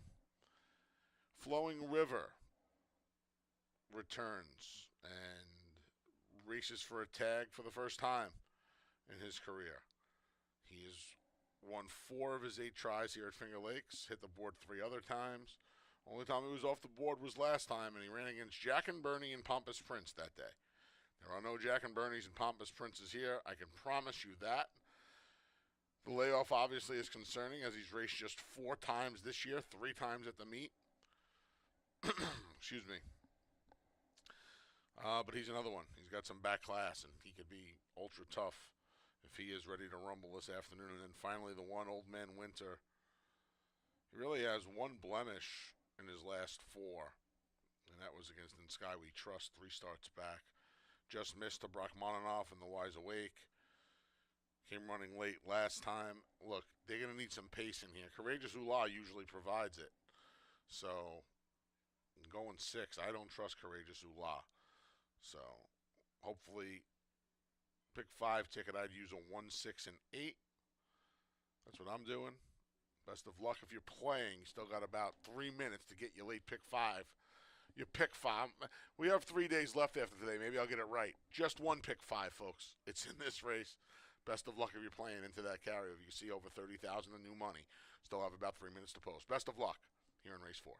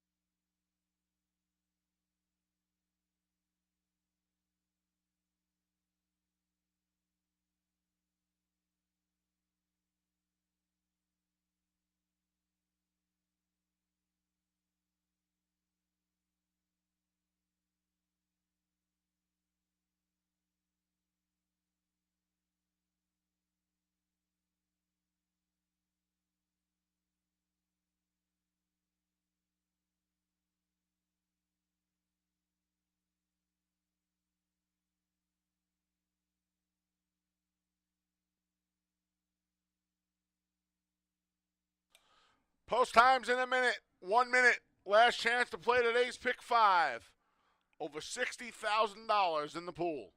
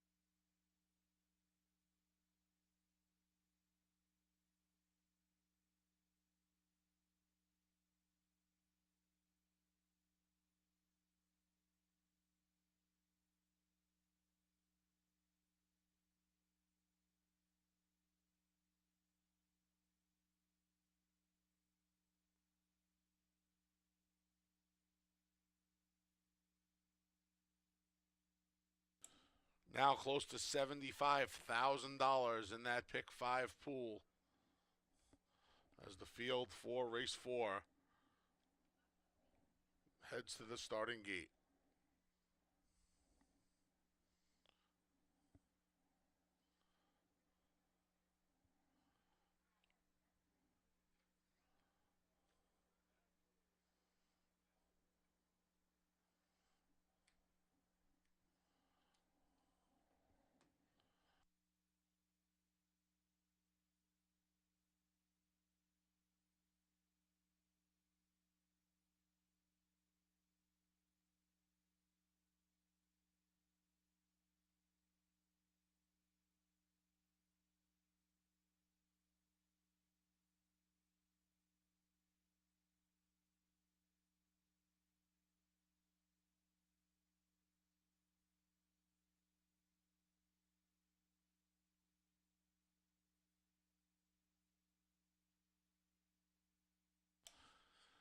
The field for race 4 has made its way to the starting gate, and it's post time as we set off today's pick 5.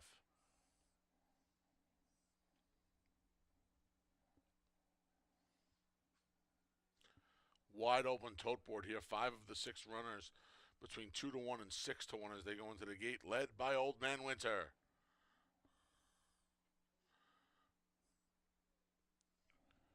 Devious Banker is next.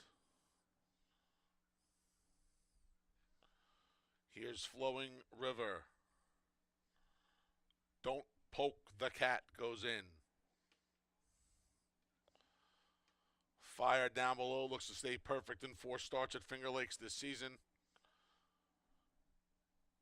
Last to load is Courageous Ooh La. They're in the gate. And they're off. Breaking slowly there was the number 6, Flowing River. Alertly was Courageous Ooh La. Quickly opens up a 2-length lead. Old Man Winter in pursuit second. Fire Down Below third, just 2.5 from the front. Under a tight hold is Devious Banker. Andre Worry has him about 5 from the lead. Then we go to Fire Down Below, and Flowing River's caught up. He's riding the rails in 6th, about 9 from the front. 24 opening quarter. Wow, Courageous Ooh La got away with one on the front end. Old Man Winter tracks in 2nd. Then to the duo of Devious Banker and Don't Poke the Cat. Fire Down Below's backing up here as Flowing River just went past him as the field makes their way to the quarter pole. Courageous Ooh La and Nazario Alvarado should have plenty left for the final quarter of a mile as they trip the half in 47-3. Courageous Ooh La off the turn and into the stretch with a 4-length lead. Old Man Winter has been chasing throughout. Don't Poke the Cat down the center. From the back, Fire down below tries to re-rally, but they're in deep stretch, and this is all Courageous Ooh La this afternoon. A wire-to-wire tour here at Finger Lakes. Old Man Winter, too late, not enough. Courageous Ooh La, length and 3/4. Then it was Old Man Winter, Don't Poke the Cat, and Flowing River rounds out the Super in 112 and 3.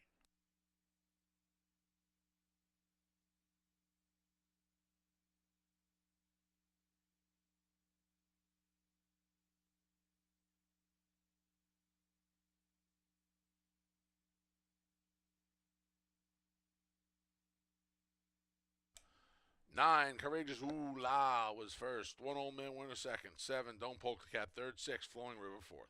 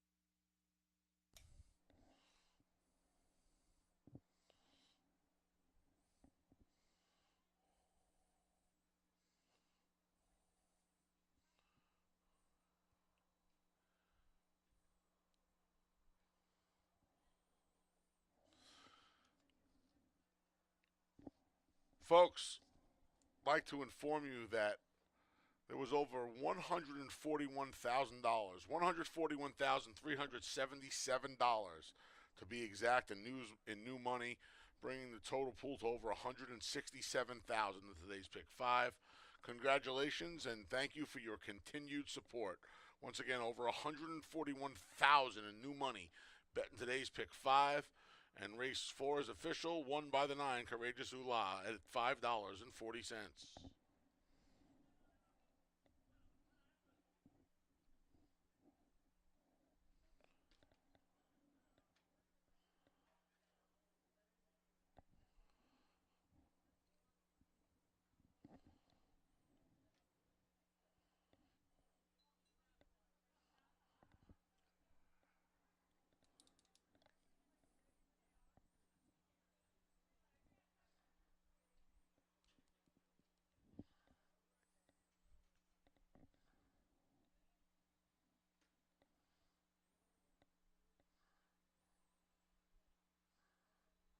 Returning to the winner's circles, the number 9, Courageous Ooh La.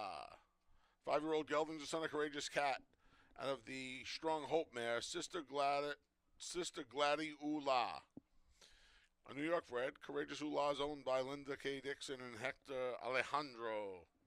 Trained by Linda Dixon, winning rider Nazario Alvarado.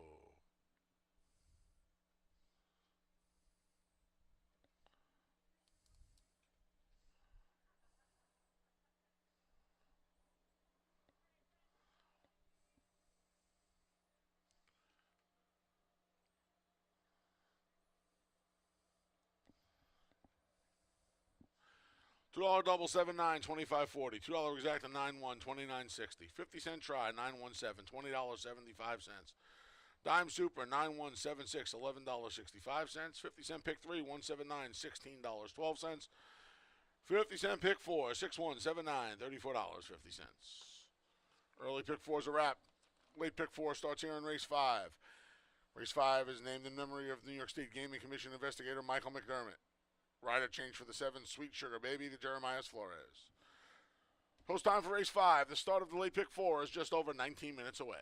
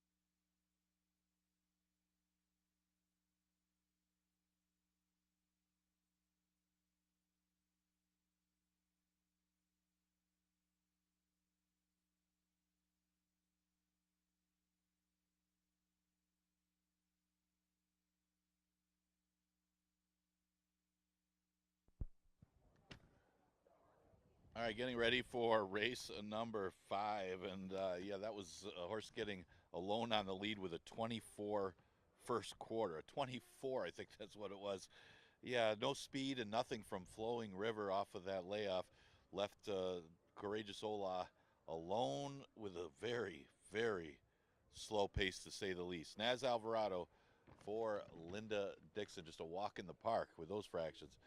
This race is going to be named after the memory of our New York State Gaming Commission investigator, Michael McDermott. What a great guy he was, and he will be honored with this race. Just never forget the guy. I saw him every day when I came in, and just the nicest guy. Will be greatly missed, and our condolences, of course, go to the family and friends of Michael McDermott. Well, looking at this race, the 240 Smooth kind of pops out at you compared to the competition in here. Now, she was a victim of a bad break last time, never really in the race, and the sprint's not really her thing.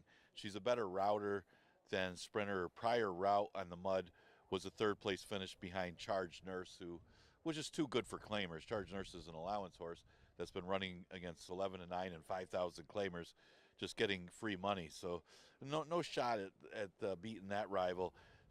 Better chance today as she catches a weaker group, but she's got to get out of the gate better. She's the one to beat in here. The 3-horse is Kateri Empire. Was probably doing a rain dance earlier, hoping for some wetness in the track, because this horse is much better on the off track, and usually this time of year you will get the off tracks. But she didn't run as well last time, but she did get caught wide chasing in that race. Her race off the layoff was good. She ended up breaking well, getting to the lead, and just faded late in a sprint race. She's better going long than short usually. She could do either. But her third start off that little mini layoff, I think she really plays here just on the competition. Other than 40 Smooth, really not much in here. Sweet Sugar Baby's kind of an underneath type, usually in sprints, but her route race against Tivoli Gardens was very good. She finished ahead of Kateri Empire in that race, but didn't run as well last time in the straight 3 Lifetime. There wasn't a lot of speed in there, and she just kind of chased and held her position for most of the race. She plays there just on the quality of this field. If she can run back to the race on November 4th, she should be a big threat in race number 5. Exactitry Super Daily Double, and the pick 4 starts in the 5th.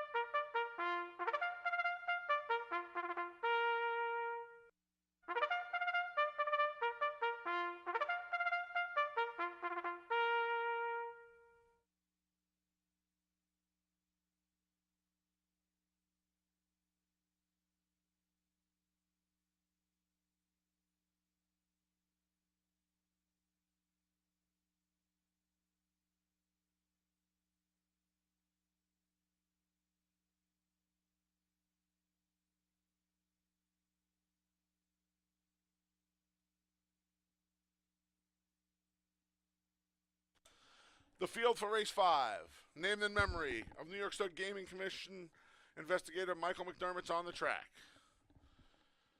We'd like to welcome family, friends, and colleagues here joining us today in memory of Michael McDermott.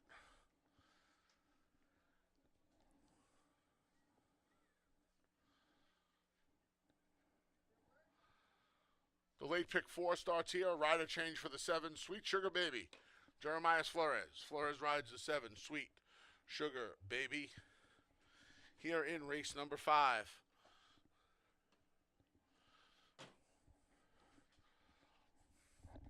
We'll tell you more about Mike after this race that's named in his honor today. Let's try and get alive. I didn't like Courageous Oolah, guys. That's on me today. I'm sorry. I messed up. The whole race changed, though, once Flowing River jumped at the start, though, so I'm not going to take all the blame. I'll take some. Plenty of people around here want to blame me for everything, but I'll take some of it. 273. Single of two, 40 Smooth. These connections won the finale yesterday with Luna Loca. I just love saying Luna Loca. 2 for 4 going the mile and 70 here. Trainer Dana Sauls had this horse for 4 starts, a good second. And then the race going 2 turns was good. Charge Nurse came back to win. It was this horse's lone try in the mud. Last time out, she did not get away from the gate well, and the day was kind of over. Well, things are different now. Going the 2 turns, she's supposed to be in front if she breaks. So I would assume the instructions are to just go. I think she's a single. I don't really like anybody else in here. I'm single and 40 Smooth in my late pick 4 ticket.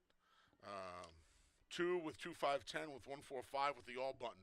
It's good for $27. If you're looking to play the race vertically, the 7 Sweet Sugar Baby, note the rider change again to Flores. Raced well 2 back. I beat a long way, but raced well. Last time had a wide trip the last, 3/8 of a mile or so, and that far, including that far turn. But this horse's races around 2 turns. There's not a lot of them on our card, but they're pretty good. See what kind of trip she can work out from the 7 hole with Flores, and then finally the 3 Kateri Empire. Alternated between sprints and routes throughout the season. This is the first time she's going to do either in consecutive starts, and this time she's going to go 2 turns 2 times in a row. The old gal is going to turn 10 in about 6 weeks. She's run 80 of her 82 starts here at Finger Lakes. Really cool. See the 9-year-old mare try to get back to the winner's circle for the first time in 2024. 273. Best of luck if you're playing a late pick 4. A lot of people here in memory of Mike McDermott. We'll talk more about Mike when the race is over. If you are here in attendance to celebrate Mike, we hope you enjoy race number 5. Got about 3 minutes to play that late pick 4.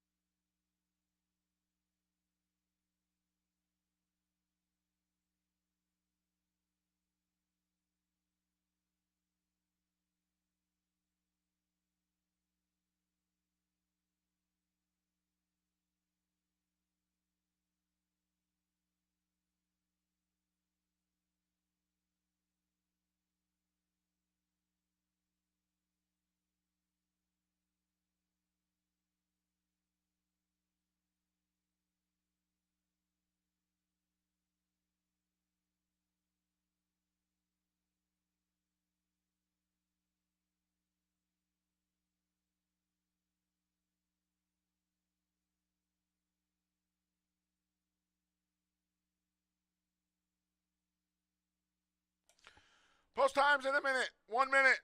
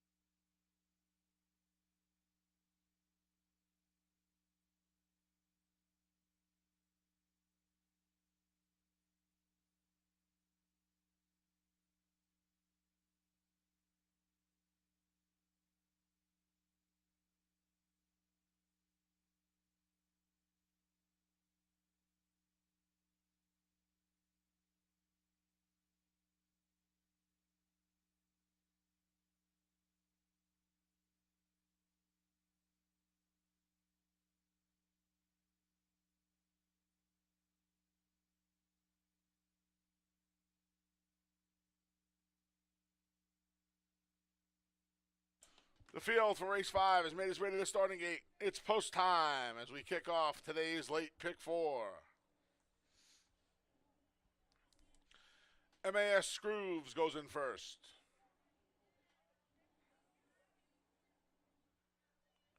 Here's your favorite, 40 Smooth.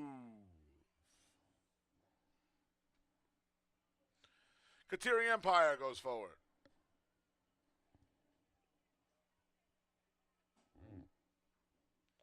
Girl of Toscanova goes in. Here's Automated Teller. Coffee Futures goes next. Last to load, Sweet Sugar Baby.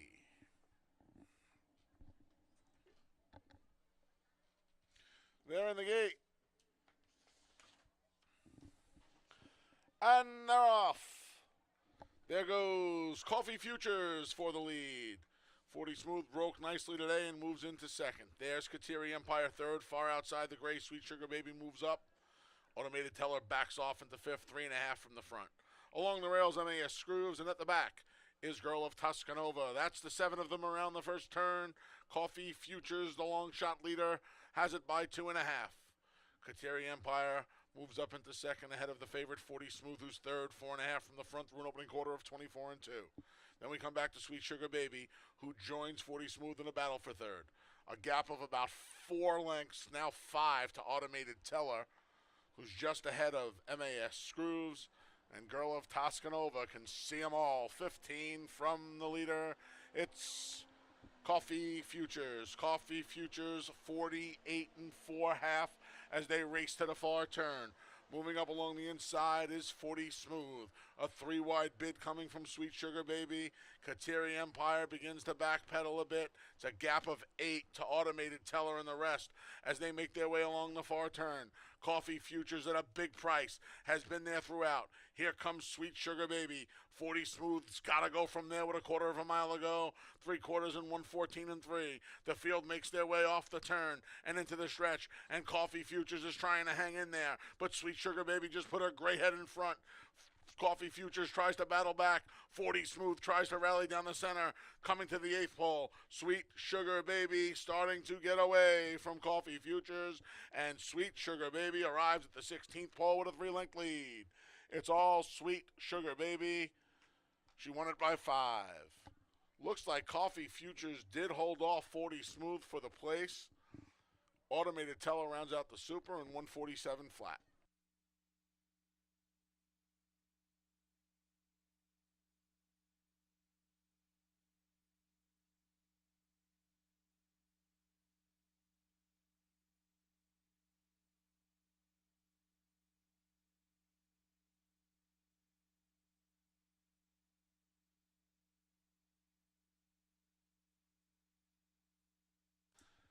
Seven, Sweet Sugar Baby first. 6, Coffee Futures second. 2, 40 Smooth third. 5, Automated Teller fourth.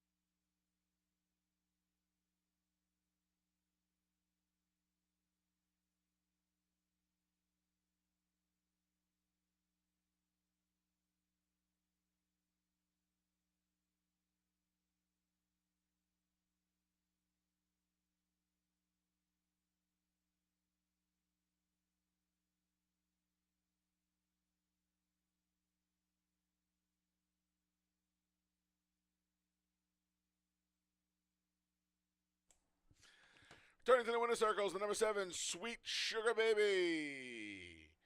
5-year-old mare is the daughter of Mission Impassable out of the Street Boss mare, Sugar Boss.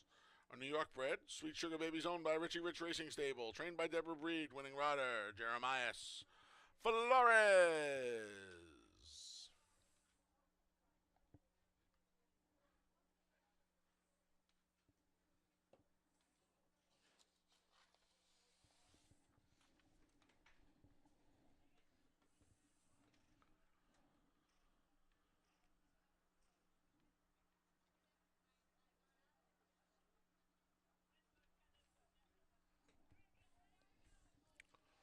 Race 5 is official.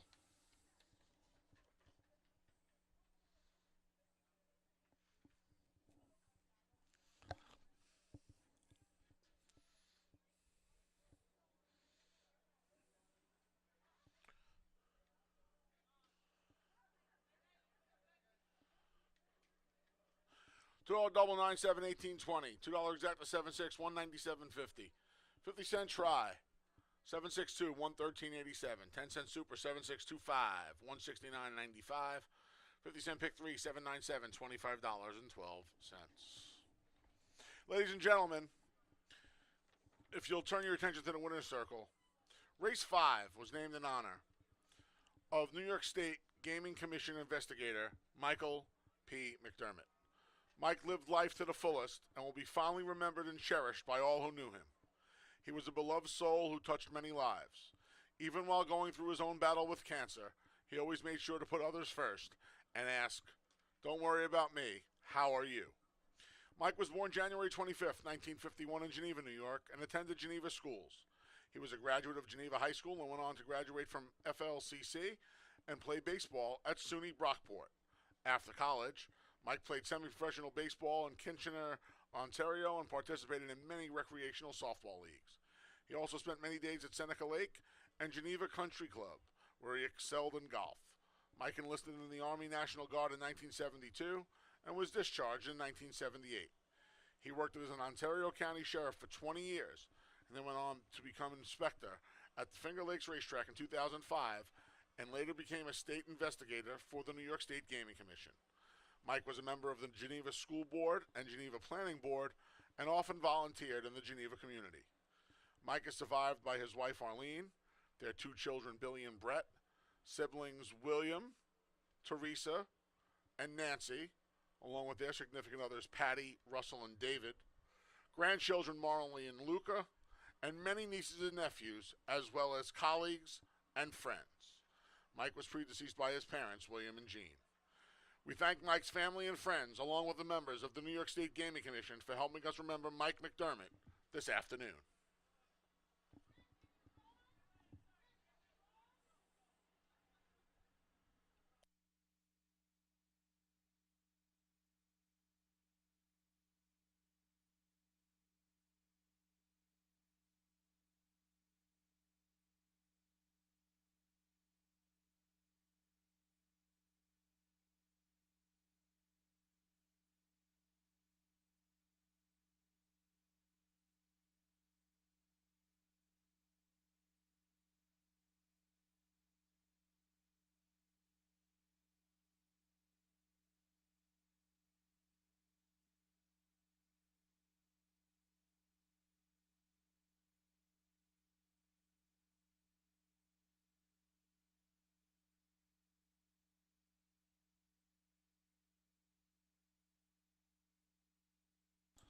Race number 6 is up next. Kicks off the final pick 3 of the afternoon. Rider change for the 2 Broken Hearted to Michael DeVilla Jr. Michael DeVilla Jr. rides the 2 Broken Hearted in race 6. Post time for the 6th is just over 19 minutes away.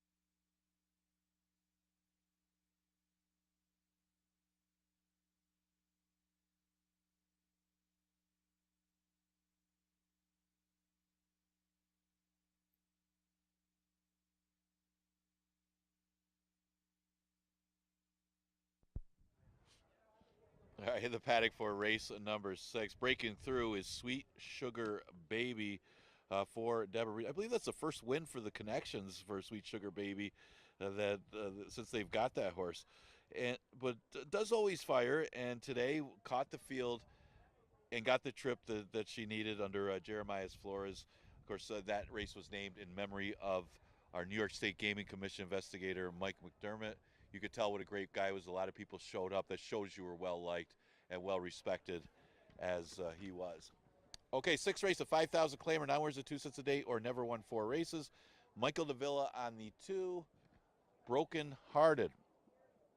I'm going to start off with the 5 horse, CJ's Grand Slam. Not going out on a limb here as this one takes a drop in class. I would say a winning drop because this horse goes all the way to the bottom. Just won at the 11 to 9 level.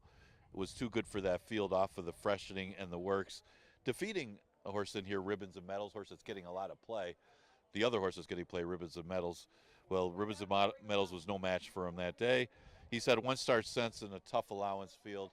He gets the class relief to the bottom. Should be awfully tough. The 2 horse is Broken Hearted. Broken Hearted looked good in victory, beating 3 lifetime horses. And then last time, kind of a rough trip, but then got into it was in contention under Joel Cruz.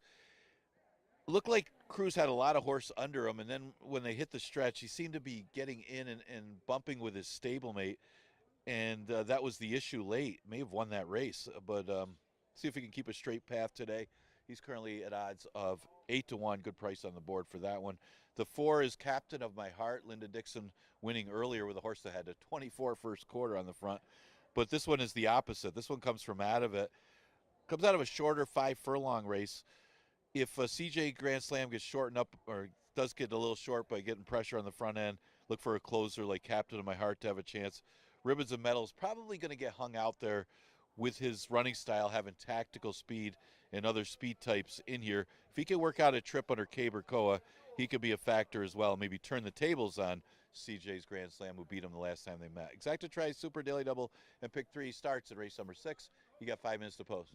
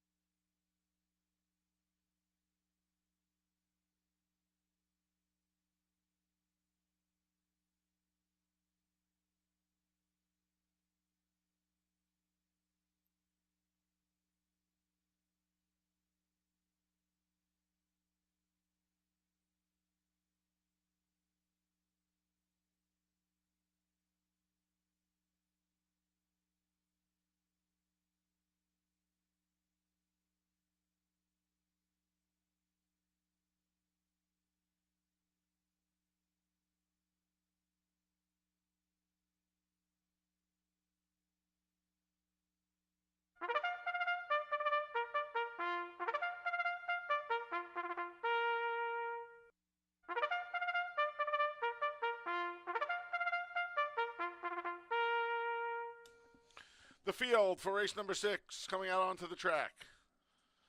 I am joined in the booth by special guests Luca and Marley for race number 6.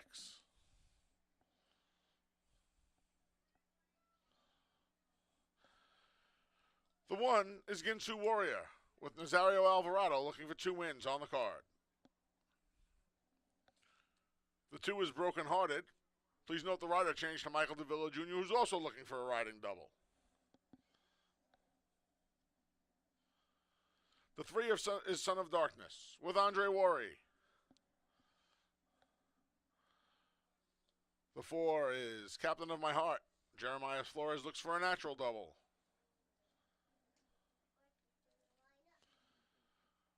The 5 is CJ's Grand Slam with Luis Perez.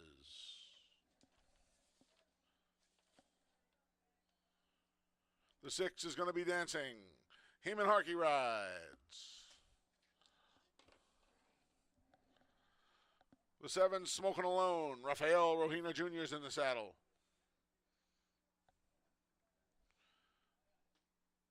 The 8 is Max Foster with Anthony Rodriguez. The 9 is Mortgage Rate with Emmanuel De Diego. The 10 is Ribbons and Medals. Cabricoa looks for a riding triple. I went 2-10-5 here. Broken Hearted with the rider change to Mikey DeVilla Jr. over the favorite Ribbons and Medals and the other favorite CJ Grand Slam. Best of luck here in race 6. Post time's in about 2 minutes. The final pick 3 of the day starts here.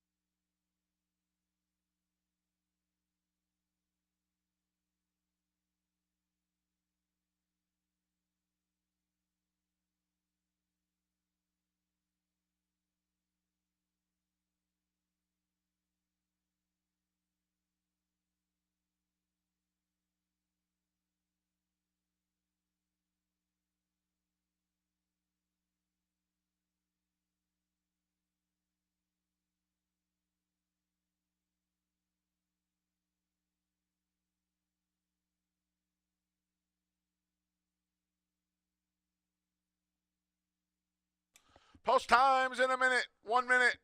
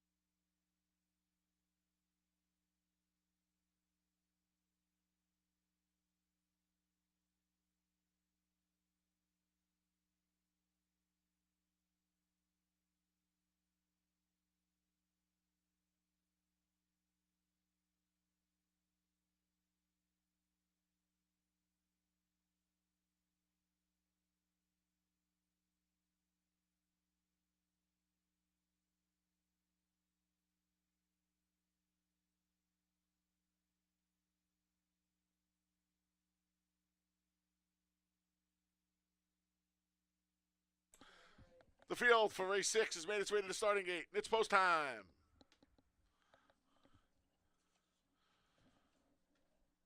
Ginsu Warrior goes in first. Here's Broken Hearted.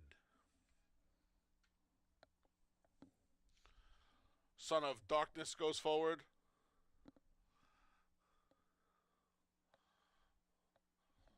Luca likes the 4, Captain of My Heart. In goes your current favorite, CJ's Grand Slam.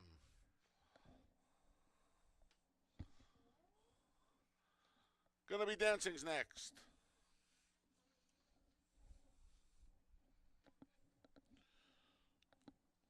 Marley likes the 7, Smoking Alone. Max Foster goes forward. The last 2 to load are Mortgage Rate and second choice Ribbons and Medals, who's been vying for favoritism. His leading rider Cabracoa looks for 3 on the day.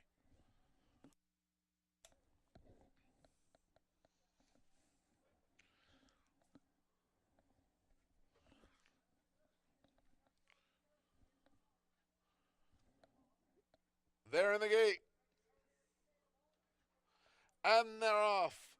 Breaking slowly there was one of your favorites, the number 5, CJ's Grand Slam. He spots the rest of them about a half a dozen lengths. There's a mad scramble on for that lead emerging from the pack is Son of Darkness. He has it by a length. The duo of Gonna Be Dancing and Smoking Alone range up alongside. They're in second and third. Along the rails, the Ginsu Warrior. Between them, under a strong hold by Mikey Davila Jr., is Broken Hearted as the field races to the far turn through a wicked opening quarter of 22 and 3. Ribbons and Medals launching a 5-wide bid. Then we come back to Max Foster, Captain of My Heart.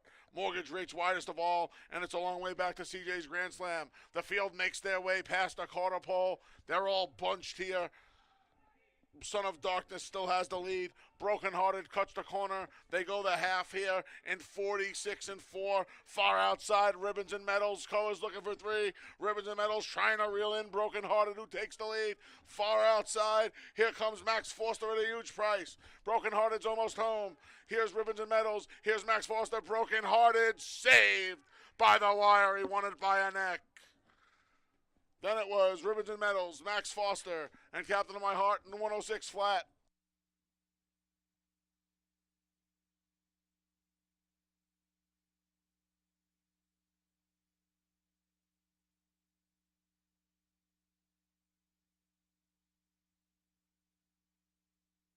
Photo finish, hold all tickets.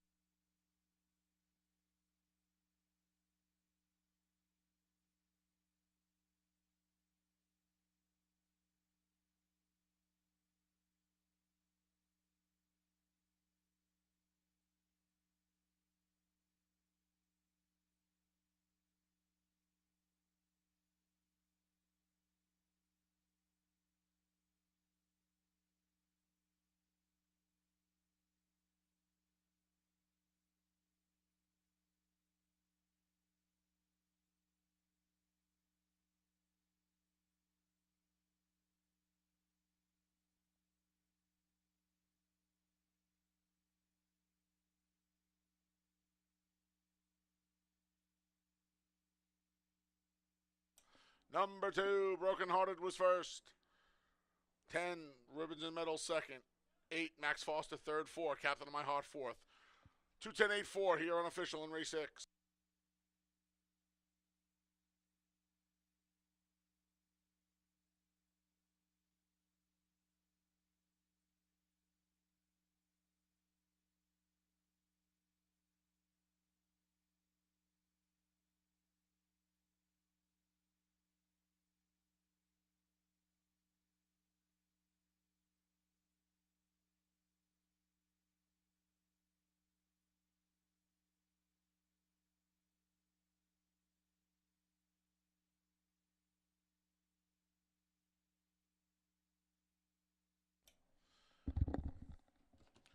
Returning to the winner's circles, the number 2, Broken Hearted.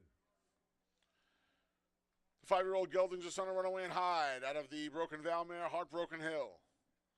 Broken Heart is owned by Edwin Schatzel, trained by Tim Murphy. Winning rider, 2 on the day for Michael Davila Jr.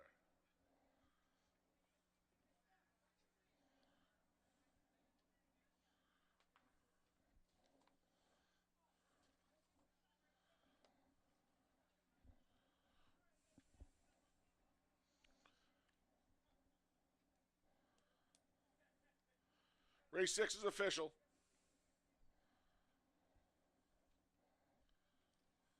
$2 double 7-2, 48.80. $2 exacta 210, 46.80. 50-cent try, 210.8, 77.25. And the dime super, 210, 8-4, $61.35. Folks, we had a claim out of race number 6, the 5 CJ's Grand Slam to new owners Victor and Nancy Salvato, new trainer Ilmar Loiza. Ilmar Loiza trains. Victor and Nancy Salvato claim the number 5 CJ's Grand Slam out of race number 6. Race 7 comes up next. Kicks off the late double. No scratches or rider changes. Race number 8. Scratch to 1 Morning Cup. The 5 Sig Alert and the 6 Invaluable Will. Scratch to 1, 5, and 6 out of the 8th. Post time for race 7. Kicking off the late double in just over 20 minutes.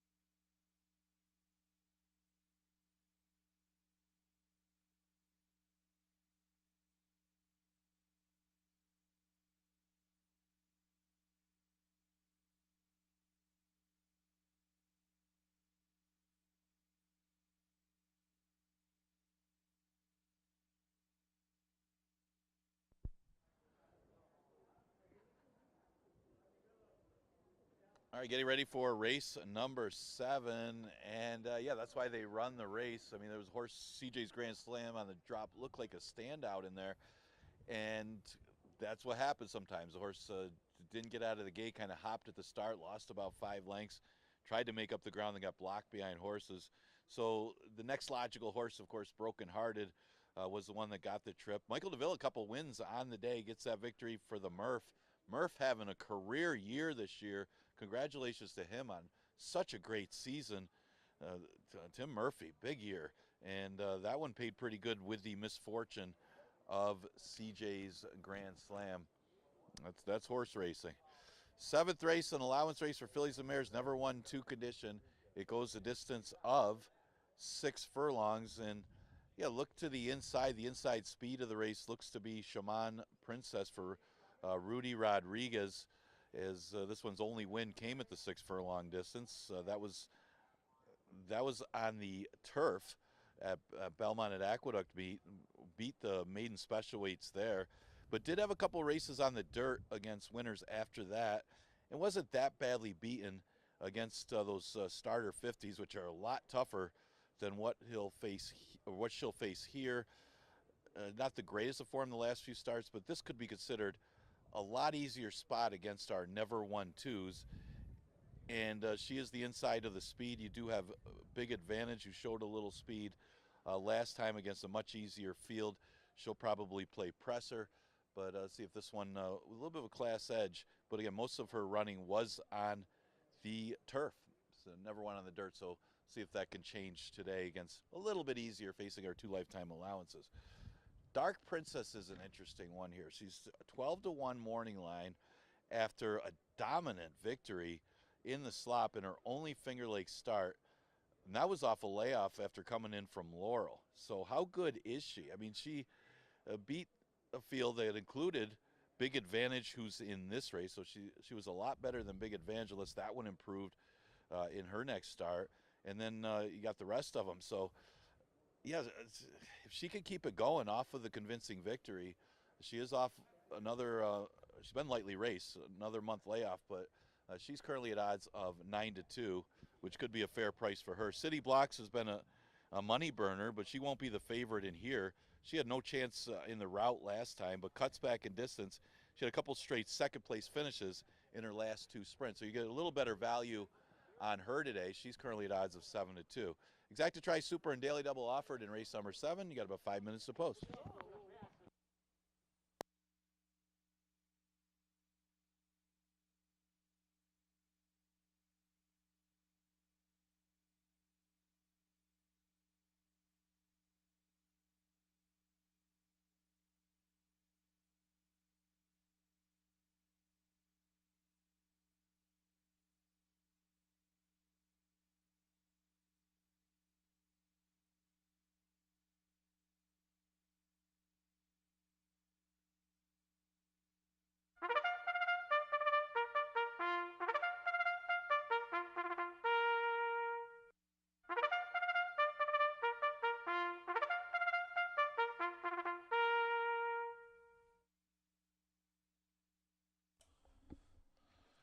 The field for race 7 is coming out onto the track.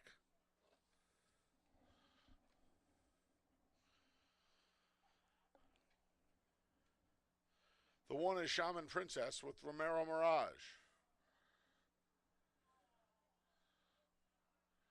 The 2 is Emily Reward. Emmanuel De Diego rides.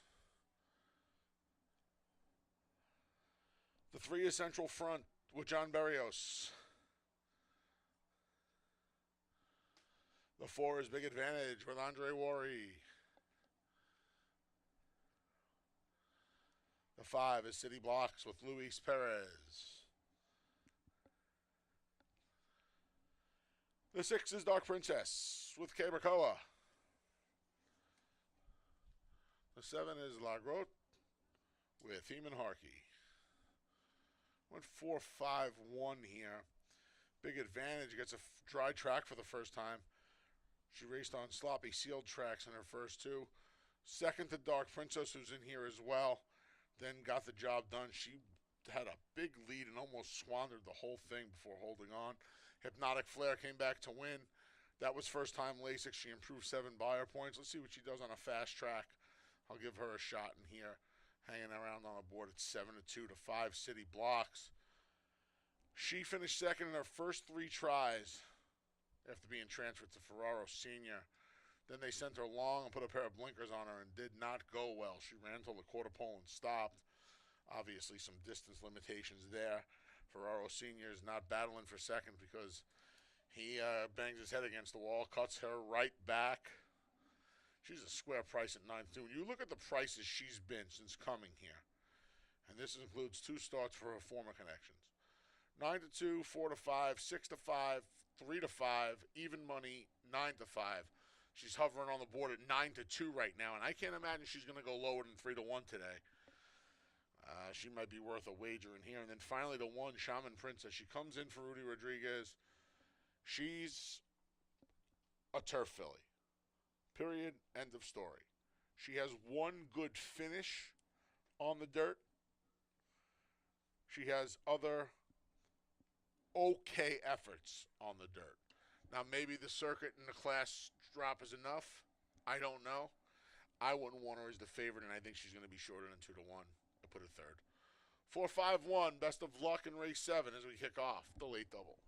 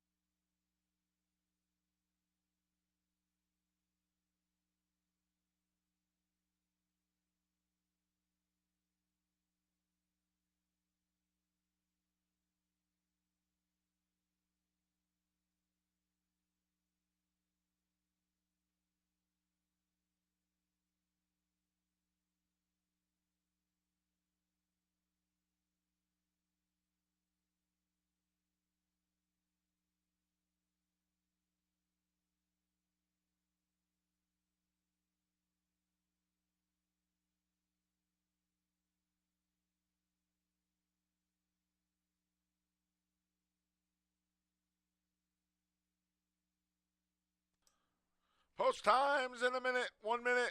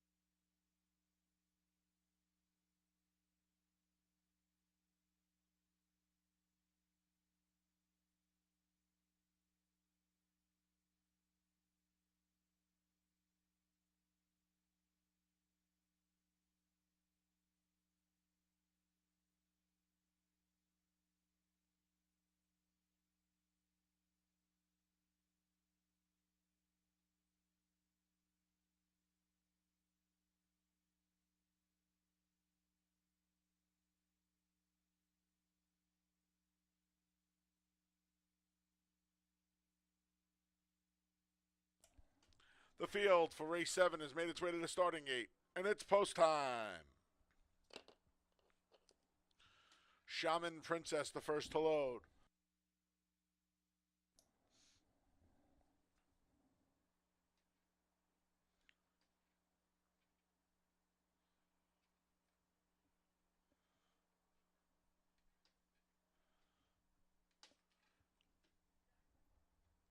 Emily Reward goes forward.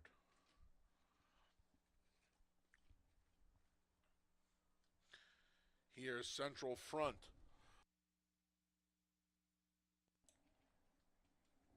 Big Advantage goes in.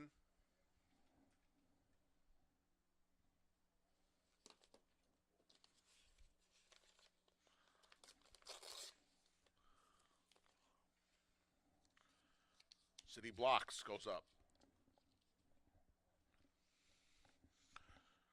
2 left. Dark Princess and La Grotte.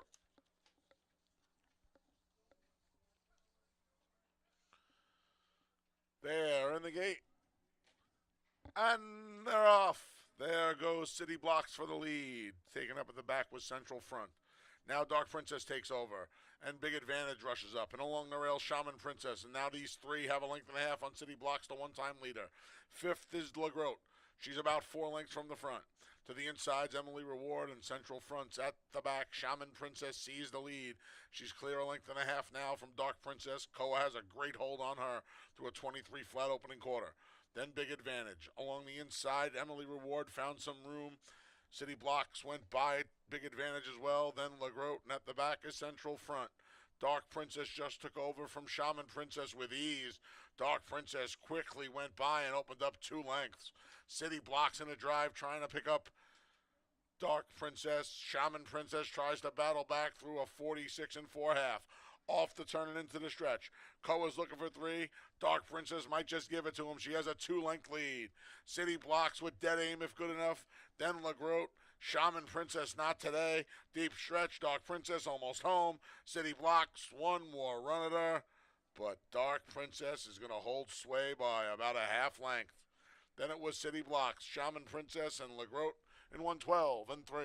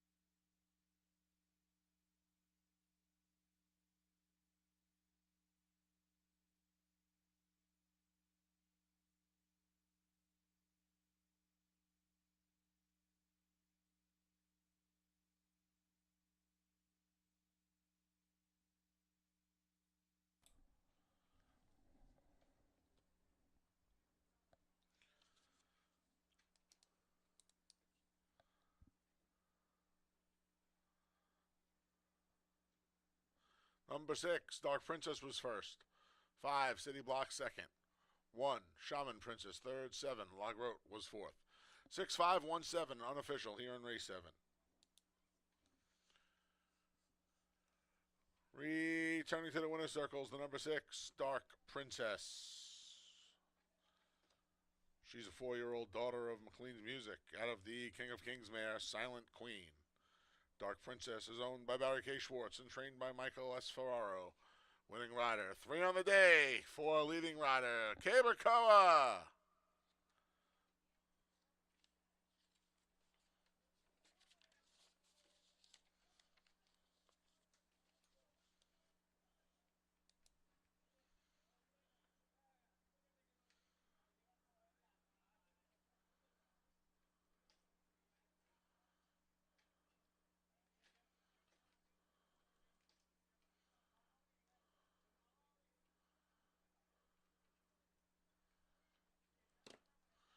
$2 double, 2-6, 82 even. $2 exact to 6-5, 33.60.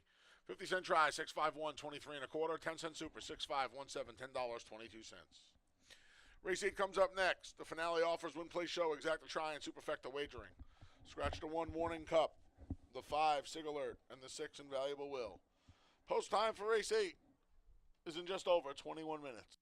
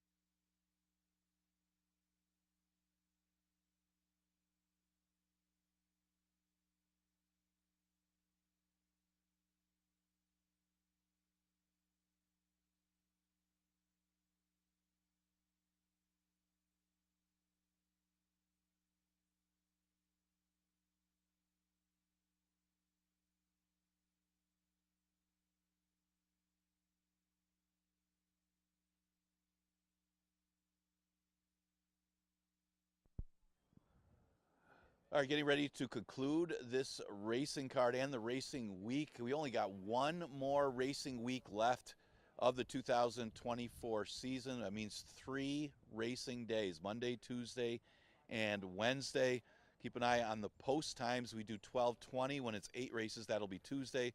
12:10 post the other 2 days, Monday and Wednesday. But still just a few days left of the season. No big surprises in the 7th. Those are the 3 main contenders. Dark Princess thought was a little high on the morning line. That horse was so dominant in her maiden victory. She was a big player. Went down to odds of 3-1. But Cabercoa gets a victory for Michael S. Ferraro, Mr. November. Okay, last race of the card, a 5,000 claimer going 6 furlongs. Significant scratches in here.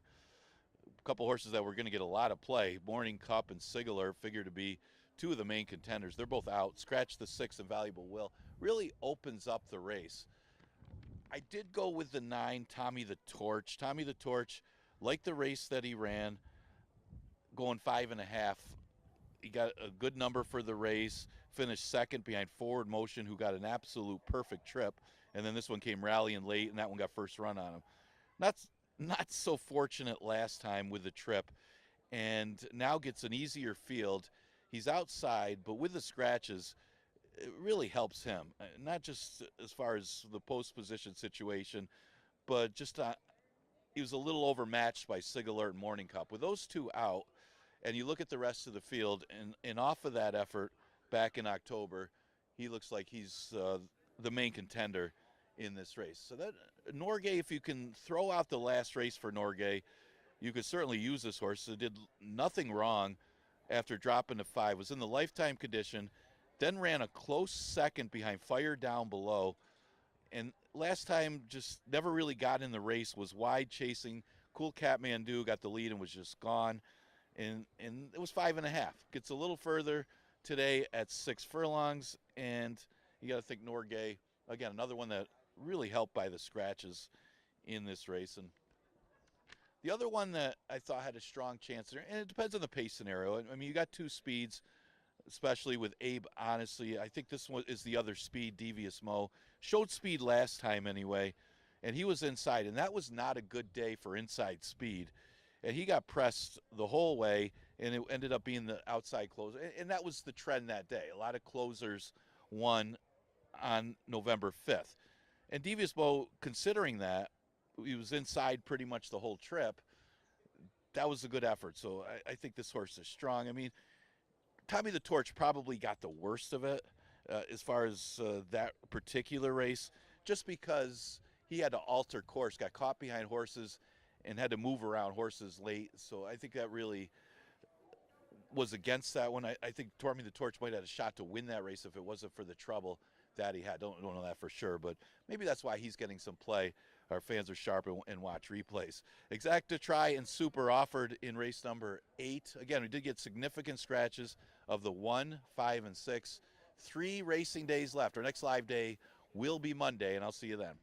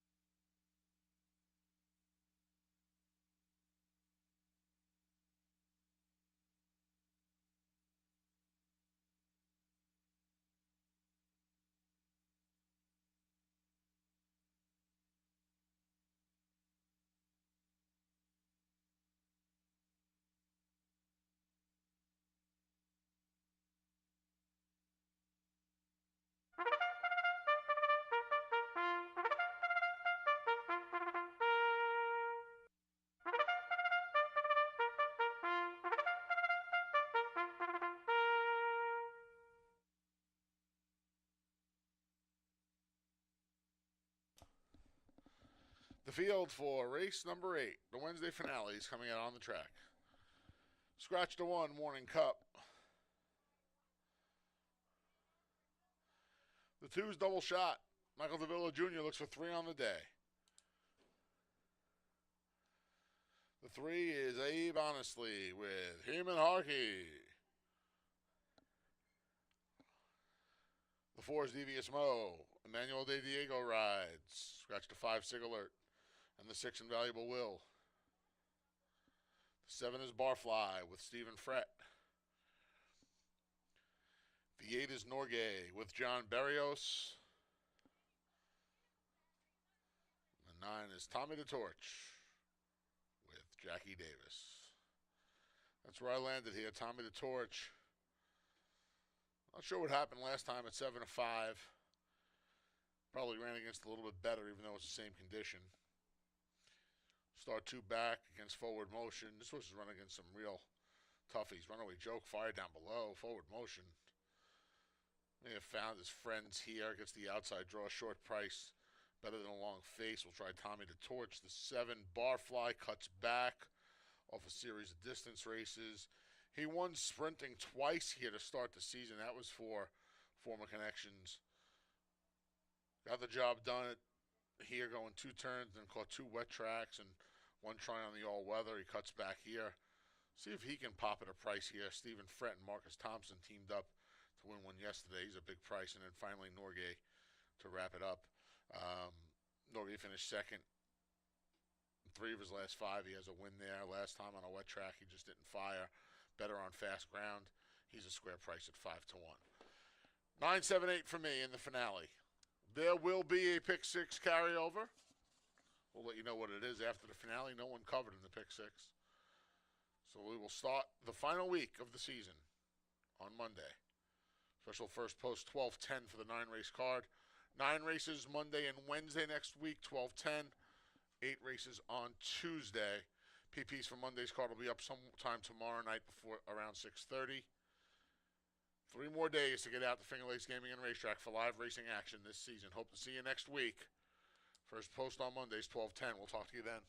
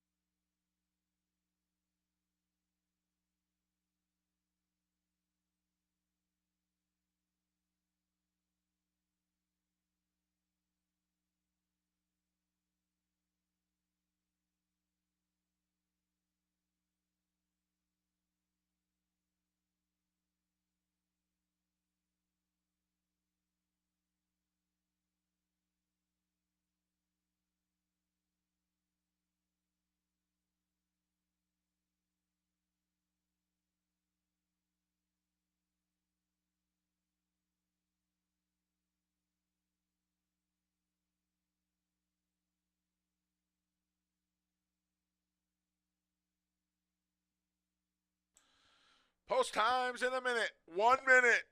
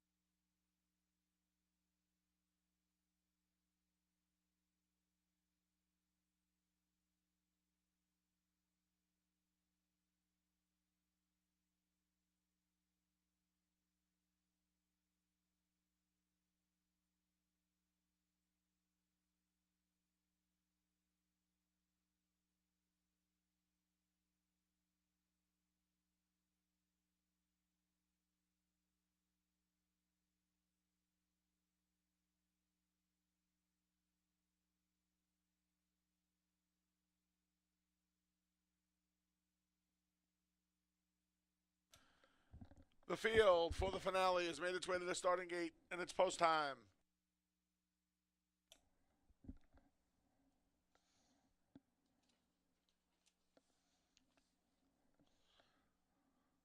Three more chances to get out for live racing as we wrap the season next Wednesday. Come on out Monday, Tuesday, Wednesday. First post Monday, Wednesday, 12:10. Tuesday, 12:20 as double shot. The first to load for the finale, followed by Abe Honestly. Here's Devious Mo. We'll kick off the final week with a pick six carryover, regardless of the finale outcome. Barfly goes in. Here's Norgay. And Tommy the Torch completes the field.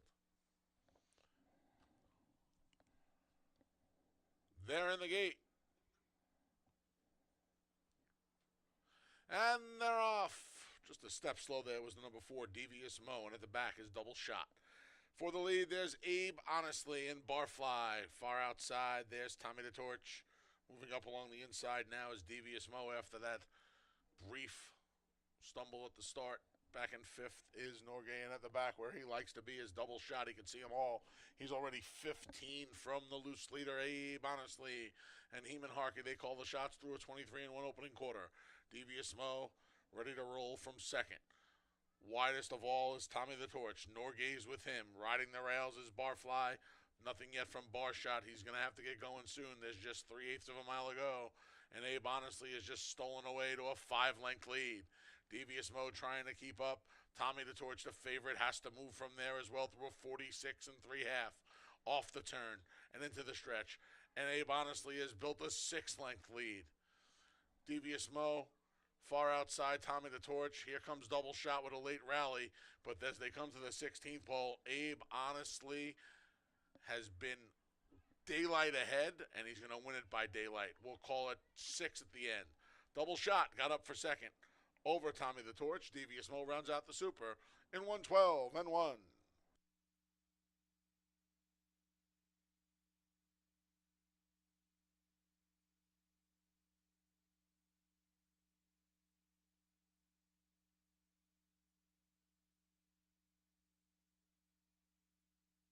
Number 3, Abe Honestly was first. It's a photo for second.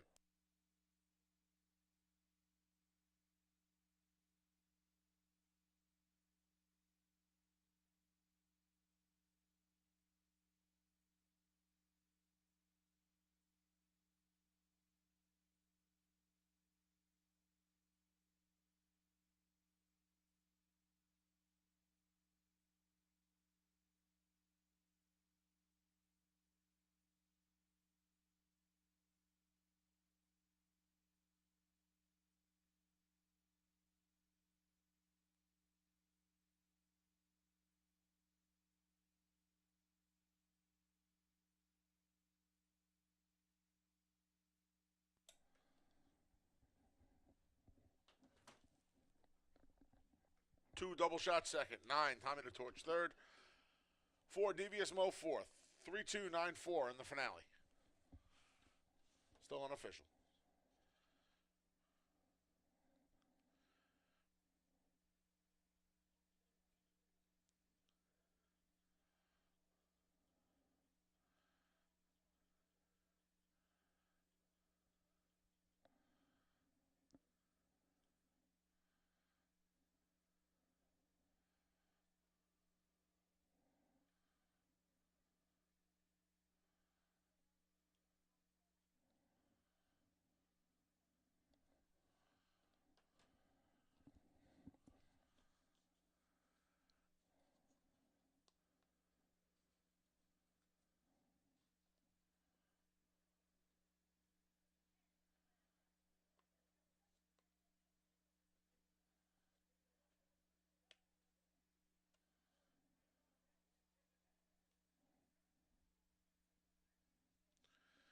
Turning to the winner's circle is the number 3, Abe Honestly. 6-year-old gelding's the son of Pharaoh Bob out of the Bernardini Miss Bernadette. Abe Honestly is owned by Bruno Chickendance, trained by Robert J.W. Johnston, winning rider He-Man Harkey, and it's official.